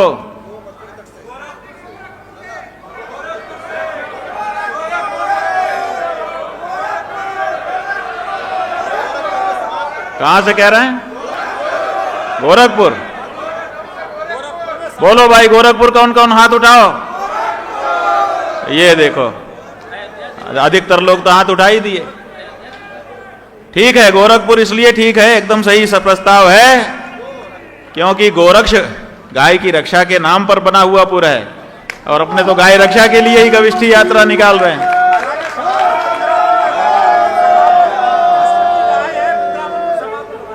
इसलिए गोरखपुर से 3 मई को यह यात्रा, गविष्ठी यात्रा आरंभ होगी, गौ युद्ध यात्रा।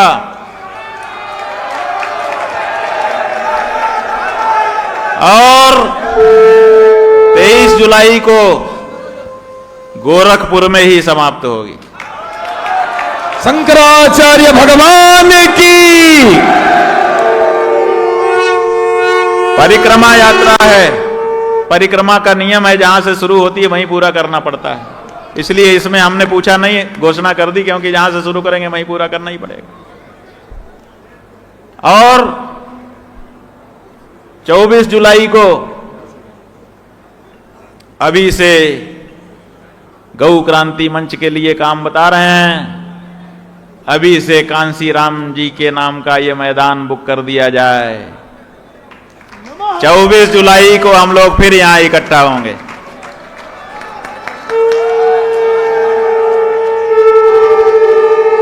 आपके मन में ये बात आ रही होगी कि 24 जुलाई को तो बरसात के दिन आ जाएंगे, कैसे सभा हो पाएगी, कैसे चर्चा हो पाएगी। तो हम अभी से उसका भी निराकरण बताए देते हैं कि बरसाती पहन करके सब लोग यही मैदान में खड़े होंगे, लेकिन सभा होगी। ज्योतिषपीठाधीश्वर भगवान की।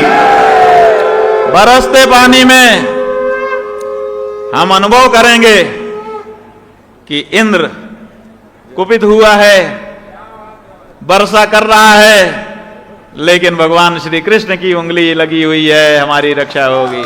कृष्ण कन्हैया लाल की।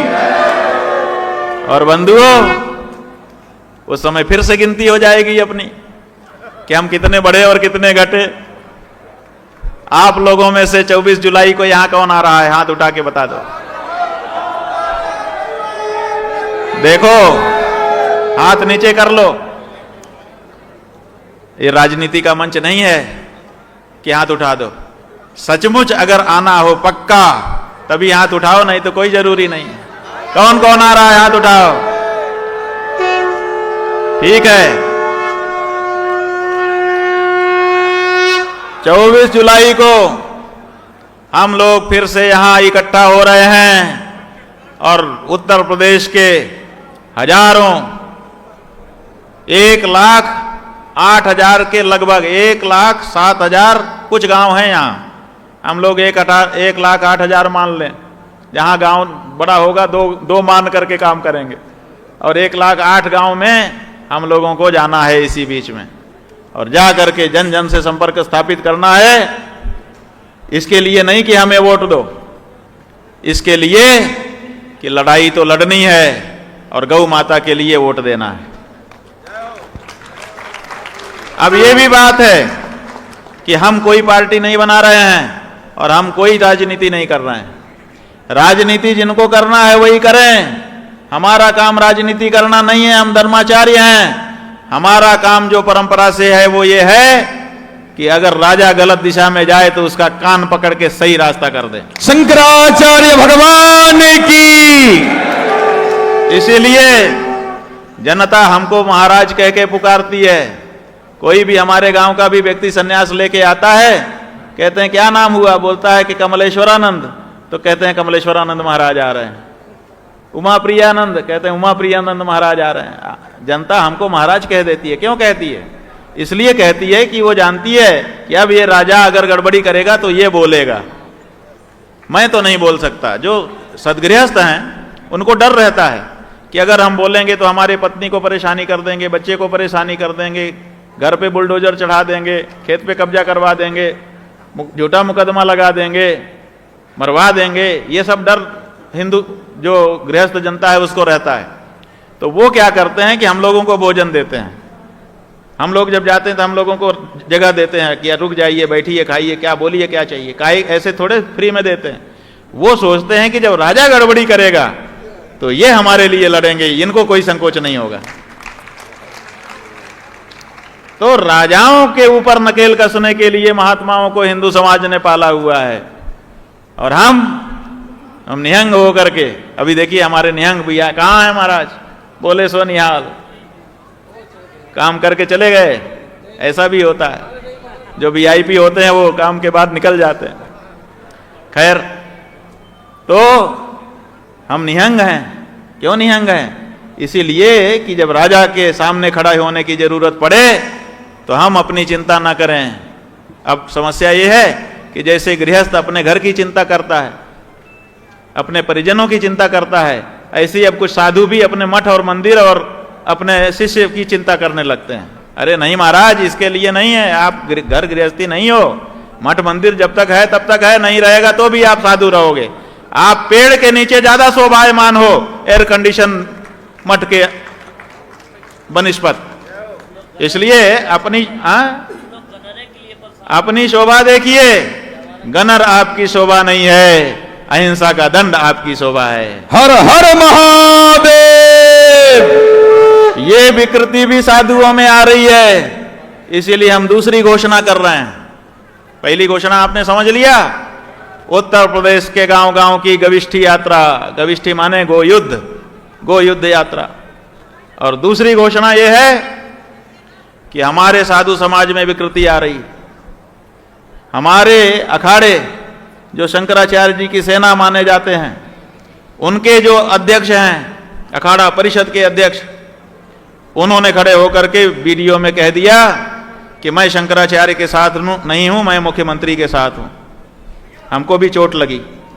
अरे आप साथ रहते, लेकिन लकीर खींच के साथ रहना, साथ कौन नहीं है, बहुत सारे लोग हैं, लेकिन लकीर खींच के साथ रहना एक अलग बात होती है।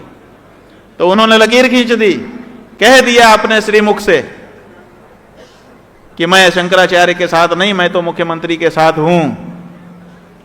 तो सरकारी संत हो गए।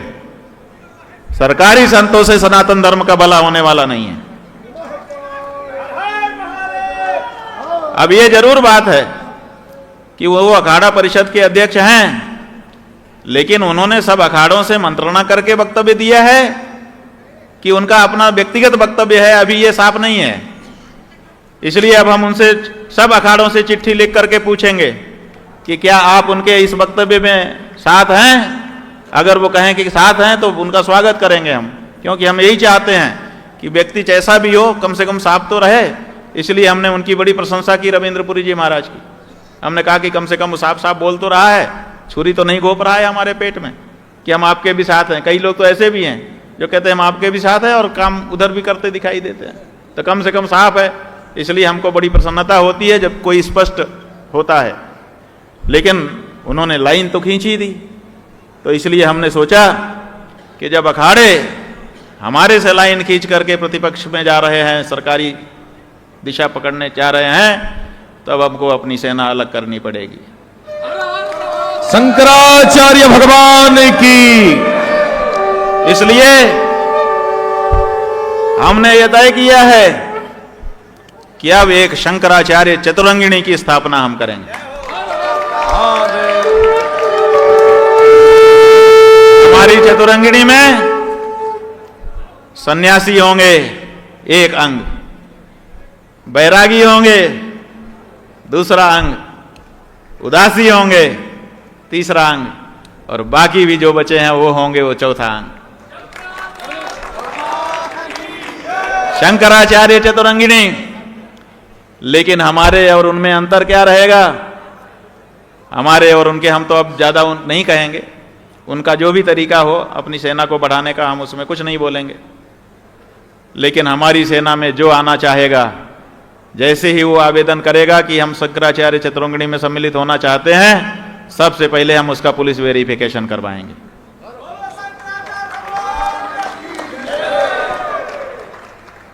जैसे अभी रामभद्राचार्य जी का एक चेला आ गया, अब वो चेला बना है, तिलक पटाखा लगाया हुआ है और हिस्ट्री सीट निकल रही है।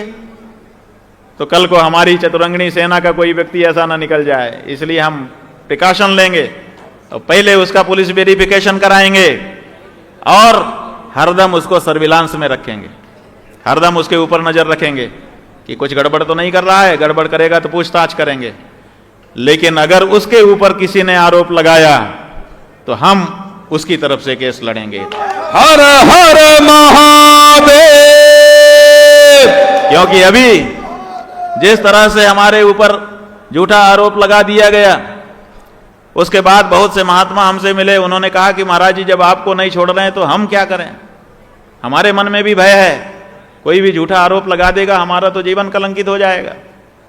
हमको इस बात का अनुभव हुआ इनकी रक्षा के लिए कोई सबल शक्ति होनी चाहिए। तो हमने ये तय किया कि जो हमारी शंकराचार्य चितरंगिणी में आएगा उसका वेरिफिकेशन हम कराएंगे, उसके चरित्र पे हम नजर रखेंगे, गड़बड़ी होगी समझा देंगे, मना कर देंगे, नहीं मानेगा 2-4 नोटिस देने के बाद अलग कर देंगे। ये सब अलग अंदर होगा। लेकिन अगर कोई बाहरी व्यक्ति उसके ऊपर आक्षेप लगाता है और हमारी दृष्टि में वो पवित्र है तो उसको लड़ना नहीं पड़ेगा, उसकी तरफ से हम लड़ेंगे। धर्म सम्राट जगतगुरु शंकराचार्य भगवान की। बहुत से सच्चे साधुओं की भी ये मांग थी। उन्होंने हमसे कहा कि हमको बड़ी घुटन महसूस होती है। हमने कहा किस बात की? कहा कि हमारा ये जो समुदाय बन गया है इसमें अच्छे भी हैं और बुरे भी हैं, सब धान 22 पसेरी हो गया है। और सब धान 22 पसेरी हो तब भी ठीक है, लेकिन जो बुरे हैं वो कुछ ज़्यादा ही आगे हैं और हम लोगों को तो पीछे कर दिया जाता है।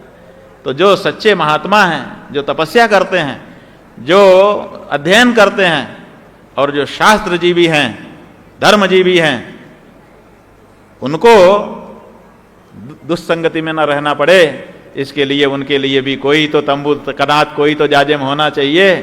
तो इसी के लिए हम शंकराचार्य चितरंगिणी के संगठन की भी घोषणा कर रहे हैं। इतना नहीं बंधुओं, हम ये चाहते हैं कि जो अच्छा कार्य करे उसको हमारा समाज पुरस्कृत करे। जैसे ये अलंकार अग्निहोत्री चले गए होंगे, ऑफिसर तो चले ही जाते हैं।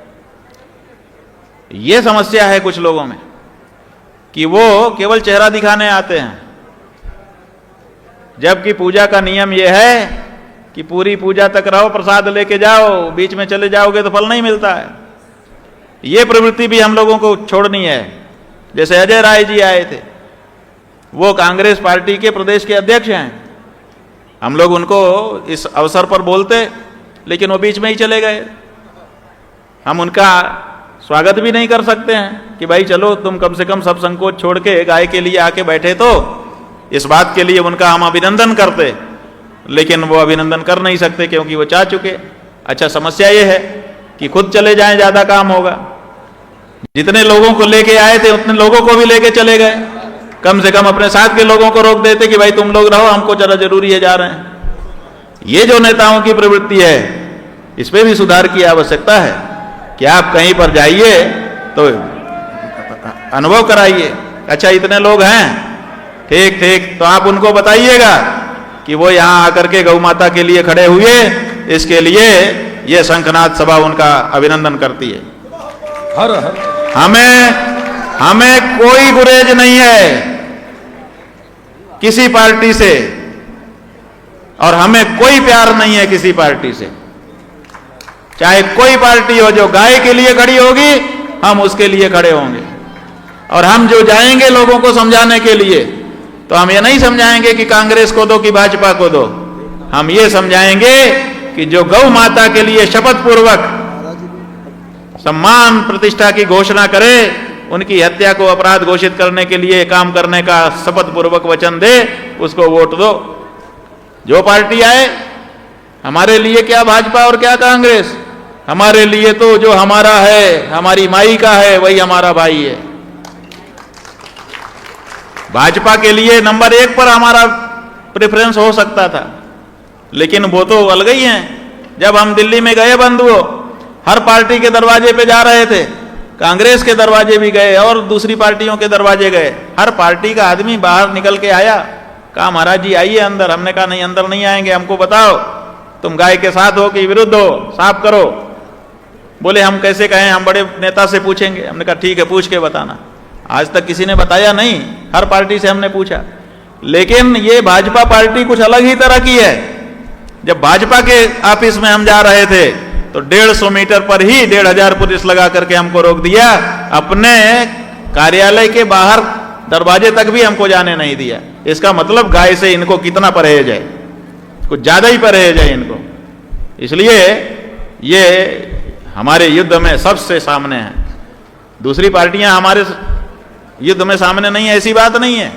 दूसरी पार्टियां भी जब तक कोई घोषणा नहीं करती हैं तब तक वो भी हमारे सामने है, हम उनसे भी लड़ेंगे। कांग्रेस वाले भी सुन लो सपा वाले भी सुन लो, बाकी सब भी सुन लो, आप भी हमारे टारगेट में हो, लेकिन नंबर 1 पे नहीं हो, क्योंकि पीछे दुबके हो।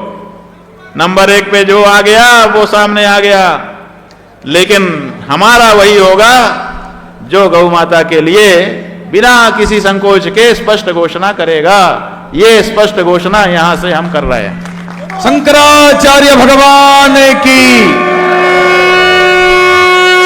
बंधुओं, अब एक अंतिम बात, क्योंकि समय से अपने को पूरा भी करना चाहिए,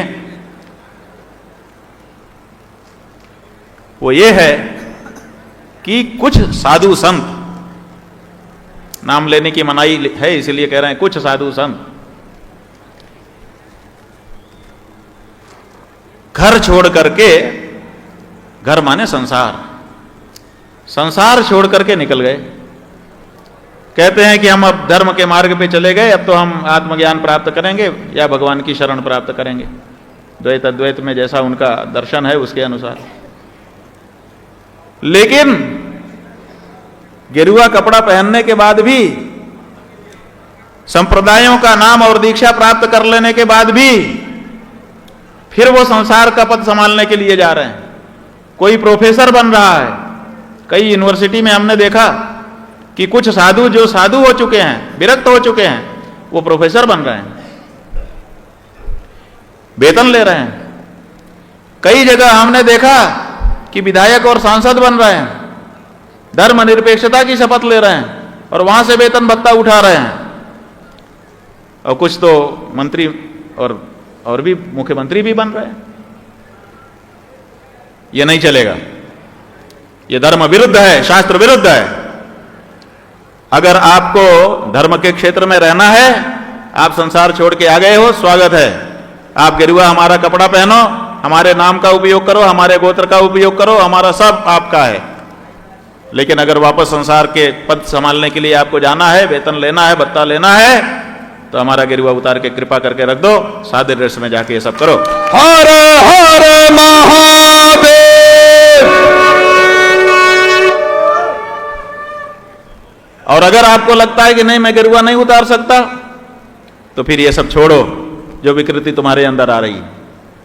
हम लोगों ने इसको आपद धर्म समझ करके सोचा कि कुछ साधु चले गए हैं, वहां जाके अच्छा करेंगे, लेकिन अच्छा करने के बजाय बुराई हो रहा है।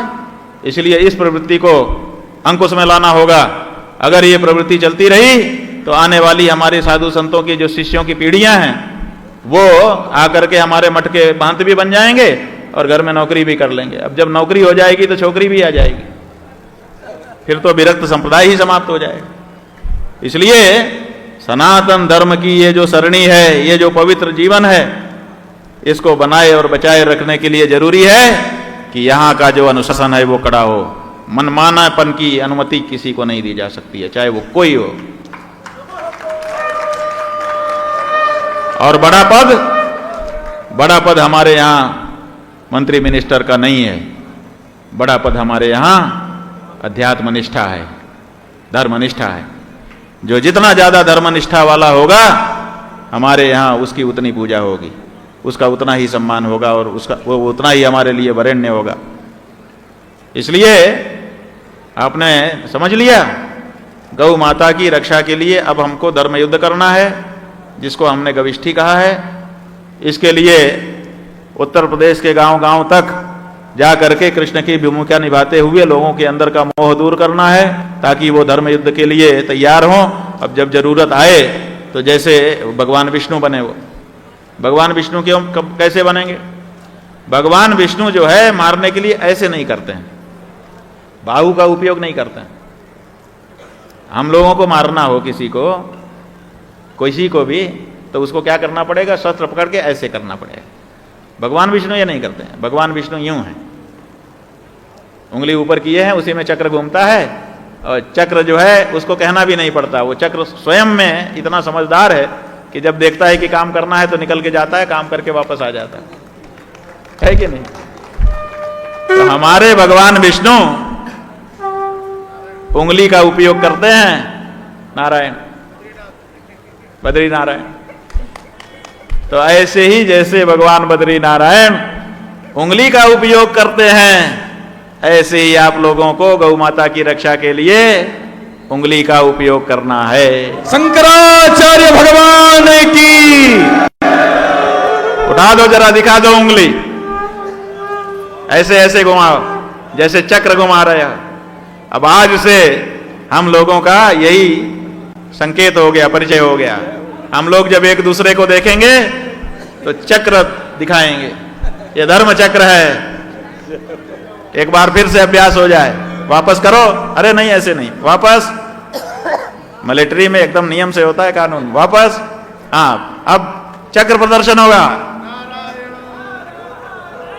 जय गौ माता, जय गौ माता। गौ घाती नष्ट हो, गौ घाती नष्ट हो। और हम इसके लिए आपको मंत्र भी बताए देते हैं। ये जब आप ये उंगली घुमाएंगे तो उस समय आप क्या बोलेंगे वो आपको बता देते हैं।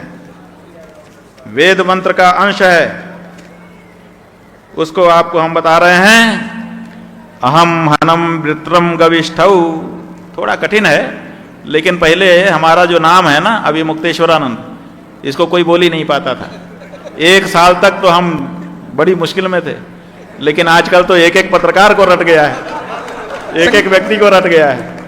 तो शुरू में कुछ कठिन लगता है, बाद में सरल हो जाता है। इसलिए नारा क्या है हमारा, जब हम चक्र उठाएंगे और यूं घुमाएंगे तब क्या बोलेंगे? अहम हनम वृत्रम गविष्ठौ। बोलिए, अहम हनम वृत्रम वित्रम गविष्ठौ। गविष्ठौ। अहम अहम हनम हनम वृत्रम विक्रम गविष्ठौ। गविष्ठौ। इसका अर्थ क्या है? अहम माने मैं, हनम माने मारूं, वृत्रम माने वृत्रासुर को, गविष्ठौ माने गविष्ठी में, गौ युद्ध में, गौ युद्ध में मैं वृत्रासुर को मार दूंगा। शंकराचार्य भगवान की। हर हर महादेव। किसको किसको याद हो गया? हाथ उठा के बताओ, किसको किसको याद हुआ? अरे वाह, कुछ लोगों को तो हो गया। बोलो जरा जोर से।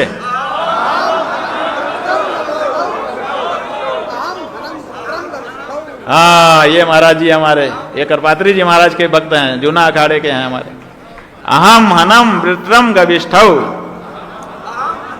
अहम मैं, हनम माने मारता हूं, वृत्रम माने वृत्रासुर को जो गायों को बंद करके मारने के लिए चला है, गविष्ठौ माने गविष्ठी में, गौ युद्ध में। इस गौ युद्ध में मैं वृत्रासुर को मारूंगा, ये इसका तात्पर्य है। अहम हनम ऐसे नहीं, बोलिए अहम हनम। अहम हनम। नहीं नहीं, अभी आधे लोग समझे हैं। जब बोलना है उसी समय आपका हाथ ऊपर जाकर घूमना भी चाहिए। अहम हनम वृत्रम गविष्ठौ। अहम हनम वृत्रम गविष्ठौ। अहम हनम। ये धर्म चक्र चलाइए, जाने कितने। हाँ बोलिए, ये देखिए एकदम सही पूरा मंत्र है। मम देवासो अनुकेतमायन मयि क्षत्रम यदरम धारयेथे अहम हनम वृत्रम गविष्ठौ। तो ये अपने को 3 काम निकल करके आ गया। एक, धर्म युद्ध आरंभ हो चुका है। इसमें हमको सबसे पहले गीता का ज्ञान मोह में पड़ी जनता रूपी अर्जुन को देना है, हमें कृष्ण बनना है। कौन कौन कृष्ण बनने को महाराज जी तैयार हैं? नाम लिखाइए, ये बहुत जरूरी हो गया। इधर भी देखें हम, इधर थोड़ा कम है, बाएं है ना, है अब देखो हनुमान टाइप के हैं, ध्यान दिलाना पड़ता है। अच्छा, इधर भी कोई कृष्ण तो कोई भी बन सकता है, समझाने की क्षमता होनी चाहिए। तो ठीक है, जो लोग कृष्ण की भूमिका निभाना चाहते हैं वो लोग अपना नाम लिखाएं। हम लोग एक इसी बीच में, जो 52 दिन हमारे बीच में हैं, इसी बीच में हम लोग एक प्रशिक्षण शिविर इसके लिए करेंगे। और उसके बाद कितने गांव हैं, कितने गांव किसके जिम्मे हैं, वहां पर कैसे कैसे जाना है, क्या करना है, सब तय करेंगे।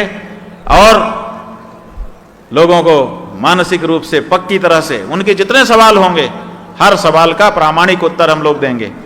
और जो हमारे प्रतिपक्षी हैं, जो गायों के पक्ष में आने में हिचक रहे हैं, वो भी जो सवाल उठाना चाहें उनको भी स्वागत है, वो भी अपना सवाल उठाएं।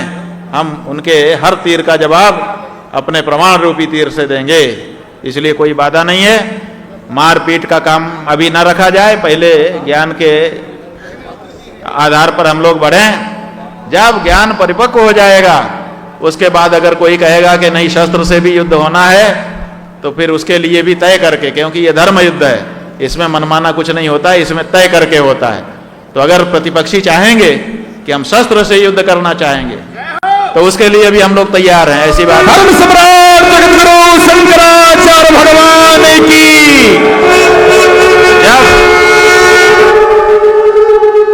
जब हमारे भगवान परशुराम जो कि जमदग्नि ऋषि के पुत्र हैं, माता रेणुका के पुत्र हैं, वेद पाठी हैं, जब गौ माता की रक्षा के लिए वो अपने हाथ में फरसा धारण करके निकल सकते हैं, तो गौ माता की रक्षा के लिए हम न रखेंगे? इसलिए ऐसी कोई बात नहीं। लेकिन अभी नहीं, अभी नहीं, अभी पहले वाणी के बाण चलें, पहले तर्कों के बाण चलाइए, पहले प्रमाणों के बाण चलाइए, पहले जनता को एकदम स्पष्ट होने दीजिए, और उसके बाद एक दिन तय करिए कि किस तरह का। अगर आपको कुश्ती करना है तो कुश्ती में भी हम तैयार हैं, अगर आपको तलवारबाजी करना है तो उसके लिए भी तैयार हैं, और अगर आपको और किसी तरह की युद्ध में सामग्री प्रयुक्त करनी है बता के बाकायदा तैयारी के साथ उसको भी कर लीजिए। किसी जगह पे हम लोग तय कर लें कि आज ये होगा। धर्म युद्ध में मनमाना कोई घात नहीं करता है कि अचानक आके हमला कर दे। वहां पे सब चीज पहले से तय होती है कि ये युद्ध होगा। हम लोग सब तरह के युद्ध के लिए तैयार हैं, लेकिन अब गौ माता को मरते देख करके मरना नहीं चाहते हैं। शंकराचार्य भगवान की। अब या तो गौ माता की रक्षा करने के काम में मर जाना चाहते हैं, और या तो गौ माता की रक्षा सुनिश्चित हो जाने के बाद शांति से मरना चाहते हैं। हर हर महादेव। इसलिए आज की ये जो सभा है, आज का ये जो आप सबके द्वारा किया गया शंखनाद है, ये पुराणों में वेदों में वर्णित जो गौ माताओं के युद्ध हैं, अभी तो हमने कई बताए ही नहीं, क्योंकि वो फिर एकेडमिक हो जाता, हमारा ये प्रवचन फिर वो समझ वाला न रह जाता, इसलिए वो हमने बताए नहीं। बहुत सारे युद्ध हैं, वो सब बताए जाएंगे, लेकिन उन युद्धों की श्रृंखला में ये एक ऐतिहासिक और पौराणिक युद्ध आज गोमती के तीर की इस नगरी से, लक्ष्मण जी की नगरी से, और लक्ष्मण जी का आनंद रामायण में कथा आई है लक्ष्मण जी की। वहां लिखा है कि लक्ष्मण जी केवल राम जी के पीछे पीछे नहीं चल रहे थे। एक बार जंगल में जब भगवान श्री राम थे तो एक बाघ ने आकर के आक्रमण कर दिया। किस पे? लक्ष्मण जी पे नहीं, राम जी पे नहीं, एक गाय के ऊपर। तो लक्ष्मण जी आगे बढ़े और जा करके उन्होंने गौ माता की रक्षा की। और उस समय उन्होंने कहा क्या? उन्होंने कहा कि गवामश्रु प्रमार्जार्थम शेषोहम धरणीद्रिक लक्ष्मणस्य सरो नैव व्यर्थो याति कदाचन। उन्होंने कहा कि मेरे हाथ में ये धनुष बाण जो है ना, ये मैं किस लिए रखता हूं? अगर कोई पूछे तो बता दो, गायों की आंख में आने वाले आंसू को पोंछने के लिए मैं ये धनुष बाण अपने हाथ में रखता हूं। गवाम अश्रु प्रमार्जार्थम, गायों की आंखों के आंसू को पोंछने के लिए लक्ष्मण जी ने अपने हाथ में धनुष रखा है। ये उनका वचन है। इसलिए उसी लक्ष्मण जी की पुरी में गायों के आंसू को पोंछने के लिए हम लोग भी प्रेरणा प्राप्त कर रहे हैं और संकल्पबद्ध हो रहे हैं। बंधुओं, बड़ी प्रसन्नता है कि आप लोग बातों को समझ रहे हैं। एक बात जो हम आपको बताना चाहेंगे कि जो गविष्ठी शुरू हो रही है, ये गविष्ठी कभी गोरखनाथ जी ने लड़ी थी। पंजाब में गोरख टीला है, हमारे मुनि जी आए हैं, इन्होंने पूरा इतिहास हमको बताया और आपको हम बताना चाहते हैं, अभी पब्लिक नहीं जानती है। पंजाब में गोरखपंथी साधुओं की एक बैठक हुई, इन्होंने हमको वीडियो और फोटो भेजा है। वहां पर उन्होंने प्रस्ताव पारित किया कि हम नाथपंथी गौ माता के परम भक्त हैं और गौरक्षा में हमारा प्राण भी जाए हमको स्वीकार है। अगर हमारे नाथ पंथ का कोई व्यक्ति नाथ पंथ में दीक्षित होकर के भी इस बारे में प्रमाद कर रहा है तो हम उसको गद्दी पे नहीं देखना चाहते हैं। उन्होंने प्रस्ताव पारित करके भेजा है। लोग प्रसन्न नहीं हैं, कैसे होंगे? इसलिए गोरखनाथ जी ने कहा था, गऊ हमारी माता, हम गऊ के लाल, और मांस खावे जो गाय का वो जाए जम के जाल। गऊ माता हमारी है, हम उसके लाल हैं, ये कहकर के गोरखनाथ जी ने अपना परिचय जनता को दिया है। वो और उनके सब शिष्य सब गोरक्ष कहे जाते हैं, गोरखा। तो ऐसी परिस्थिति में कितनी उदात्त हमारी परंपरा रही है। दुर्भाग्य है कि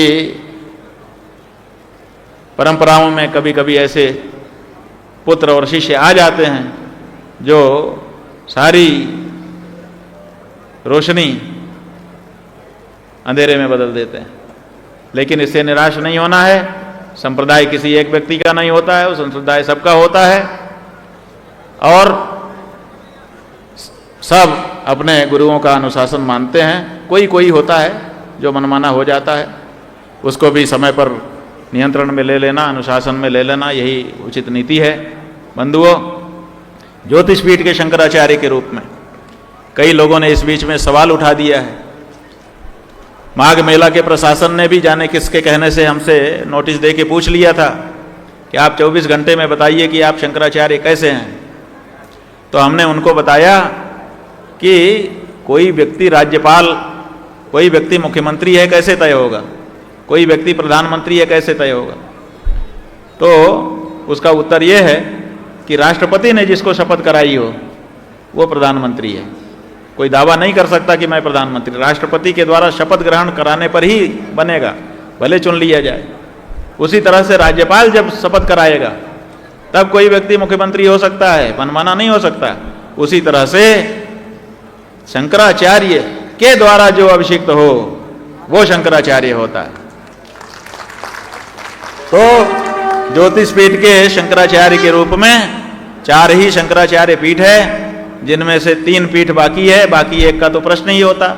तो हमारे मामले में श्रृंगेरी के शंकराचार्य जी ने विधि विधान के साथ हमारा अभिषेक किया। द्वारका के शंकराचार्य जी ने अभिषेक भी किया और सम्मति भी, अभिनंदन भी किया और साथ में मिलकर कार्य कर रहे हैं। जहां तक पुरी के शंकराचार्य जी का प्रश्न है, पुरी के शंकराचार्य जी के पास हम गए नहीं। क्यों नहीं गए? इसलिए नहीं गए कि जिस समय हमारा अभिषेक हो रहा था, पुरी के शंकराचार्य जी महाराज के कुछ शिष्य फेसबुक आदि जो सोशल मीडिया है उस पर हमारे विरुद्ध कुछ बात लिख रहे थे। तो हमको लगा कि शायद गुरुजी के कहने से ही वो लोग ये कर रहे होंगे, इसलिए जब वहाँ ऐसी विचार है तो हम नहीं जाएंगे, क्योंकि हमारा काम हो चुका था, 3 में से 2 का समर्थन हमको मिल चुका था, इसलिए वहाँ जाने का कोई तुक ही नहीं रह गया था। तो हम गए नहीं। लेकिन सुप्रीम कोर्ट में उन्होंने जो शपथ पत्र दाखिल किया उसमें उन्होंने साफ लिखा है, जो सच है वो लिखा है कि इन्होंने हमसे समर्थन मांगा नहीं तो देने का सवाल नहीं है, माने खंडन नहीं किया। और बाद में पूरी पीठ के जो शिष्य वर्ग हैं जिनके नाम से पोस्ट आ रही थी, उनका भी संदेश हमारे पास आया कि वो हम लोगों की सही आईडी नहीं है, फेक आईडी है। तो फेक आईडी से लिख लिख करके लोगों ने मनोमालिन्य डालने का प्रयास किया। अब वो बात भी खंडित हो चुकी है। और अभी प्रयाग के माघ मेले में जब उन्होंने हमको नोटिस भेजा तो पुरी के शंकराचार्य जी महाराज का वक्तव्य हम लोगों ने पढ़ा। उन्होंने कहा कि ये युद्ध को आमंत्रण किया जा रहा है, इस तरह का प्रश्न पूछकर। ज्योतिषपीठाधीश्वर महाराज की, शंकराचार्य भगवान की। इसलिए उनको भी परेशान किया जा रहा है। सदन में खड़े होकर के एक मुख्यमंत्री प्रदेश का बोलता है कि जो कोई अपने को शंकराचार्य नहीं कह सकता, फिर जिस किसी को कैसे तुम घुमाते हो, तुम्हारे लोग क्यों उसको प्रश्रय देते हैं? क्यों पुरी के शंकराचार्य जी के ठीक बगल में उसका शिविर लगवा करके उसको आप संरक्षण देते हो? हाँ, अधोक्षजानंद नाम का जो एक व्यक्ति है जो आतंकवादियों से भी संपर्क रखता है, एक बार हम आपको कहानी बता के खत्म करेंगे। एक बार केरल के मुख्य सचिव का हमारे पास फोन आया, पुरानी बात है, 7-8-10 साल पहले की। उन्होंने फोन किया, हमने कहा केरल के मुख्य सचिव का हमारे पास क्यों फोन आया?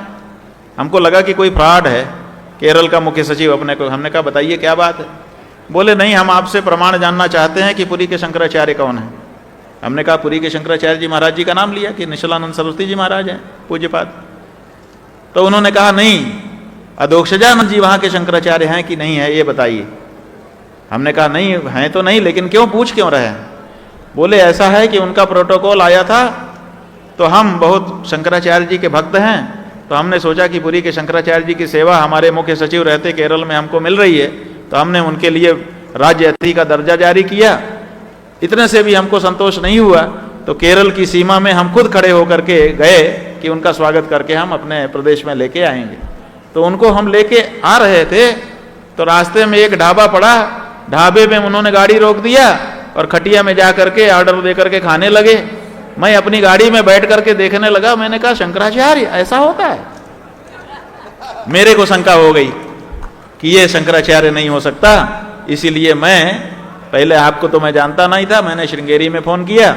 श्रृंगेरी वालों ने कहा कि है तो नहीं वो, लेकिन प्रमाण अगर आपको चाहिए तो आप उनसे, क्योंकि हम उस समय फर्जी शंकराचार्यों के विरुद्ध आंदोलन चला रहे थे, तो हमारे पास तो प्रमाण थे। उन्होंने कहा कि आप हमारे पास प्रमाण भेजिए, तो हम इसके विरुद्ध कार्रवाई करना चाहते हैं। तो हमने कहा कि ठीक है, हमने भेज दिया। फैक्स चलता था उस समय, व्हाट्सएप नहीं आया था। फैक्स में भेज दिया। उन्होंने जाके इसको दिखाया और कहा कि महाराज या तो इसी समय आप केरल का सीमा से बाहर निकल जाओ, और नहीं तो हम आपको अरेस्ट कर रहे हैं। तो ये बाहर निकल आया। ऐसे व्यक्ति को शंकराचार्य बना करके उत्तर प्रदेश की सरकार के एक उप मुख्यमंत्री, वो तो बार बार वहां जा करके उनको व्यवस्था दे रहे हैं, ये सब कर रहे हैं। क्यों? क्योंकि पुरी के शंकराचार्य जी महाराज सनातन धर्म के अनुसार जो सच है वो बोल देते हैं। जो सच बोलेगा उसको परेशान इनके द्वारा किया जाएगा। हिंदुओं जो यहां बैठे हो, वो भी जो सुन रहे हो, उनको भी हम कहना चाहते हैं कि बड़भागी हो कि आपको ऐसे महान शंकराचार्य आपके समय में प्राप्त है, अन्यथा इतिहास में पढ़ने को मिलता है। शंकराचार्य भगवान की। लेकिन ऐसे महनीय आचार्य को भी जो लोग अपनी राजनीति के कारण समस्या में डाले हुए हैं, उनके बारे में आपको मोह त्यागना ही होगा। इतना ही कहकर दूर दूर से आकर के गौ माता के लिए जो आवाज आपने उठाई है, हमें कोई दिक्कत नहीं है कि कितनी संख्या है। संख्या का कोई सवाल ही नहीं है, क्योंकि संख्या उनको दिखानी है। सिंहों के नहीं लेहड़े, साधुन की नहीं जमात। ये भीड़ उनको दिखानी पड़ती है जिनको राजनीति करनी है। हमें तो राजनीति नहीं करनी है, हमें तो गौ नीति करनी है, धर्म नीति करनी है। हमारे यहाँ भीड़ का कोई महत्व नहीं है।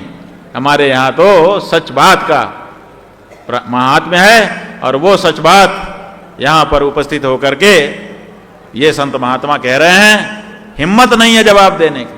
40 दिन पहले हमने कहा था कि तुमने हमसे पूछा कि बोलो 24 घंटे में तुम शंकराचार्य हो, हमने 12 घंटे में बता दिया। हम 40 दिन का समय तुमको दे रहे हैं, बोलो कि तुम असली हिंदू हो। बोल पाए? क्यों नहीं बोल पाए? कहना चाहिए था ना कि आओ मेरे शरीर का कहीं से भी थोड़ा पार्ट नोच लो और उसका परीक्षण कर लो, हर जगह से मैं असली हिंदू निकलूंगा। क्यों नहीं कह पाए? खोखला है अंदर से मामला। इसलिए ये खोखलापन अपने को छोड़ना है, अपने को ठोस रहना है, अपने को सदाचारी रहना है, ताकि जब अपनी बात आए तो अपने लोग गरज करके कह सकें कि आओ निकालो कहां से कौन सा अंश निकालना चाहते हो। जिस भी रोए को निकाल करके डीएनए टेस्ट करोगे, असली हिंदू निकलेगा।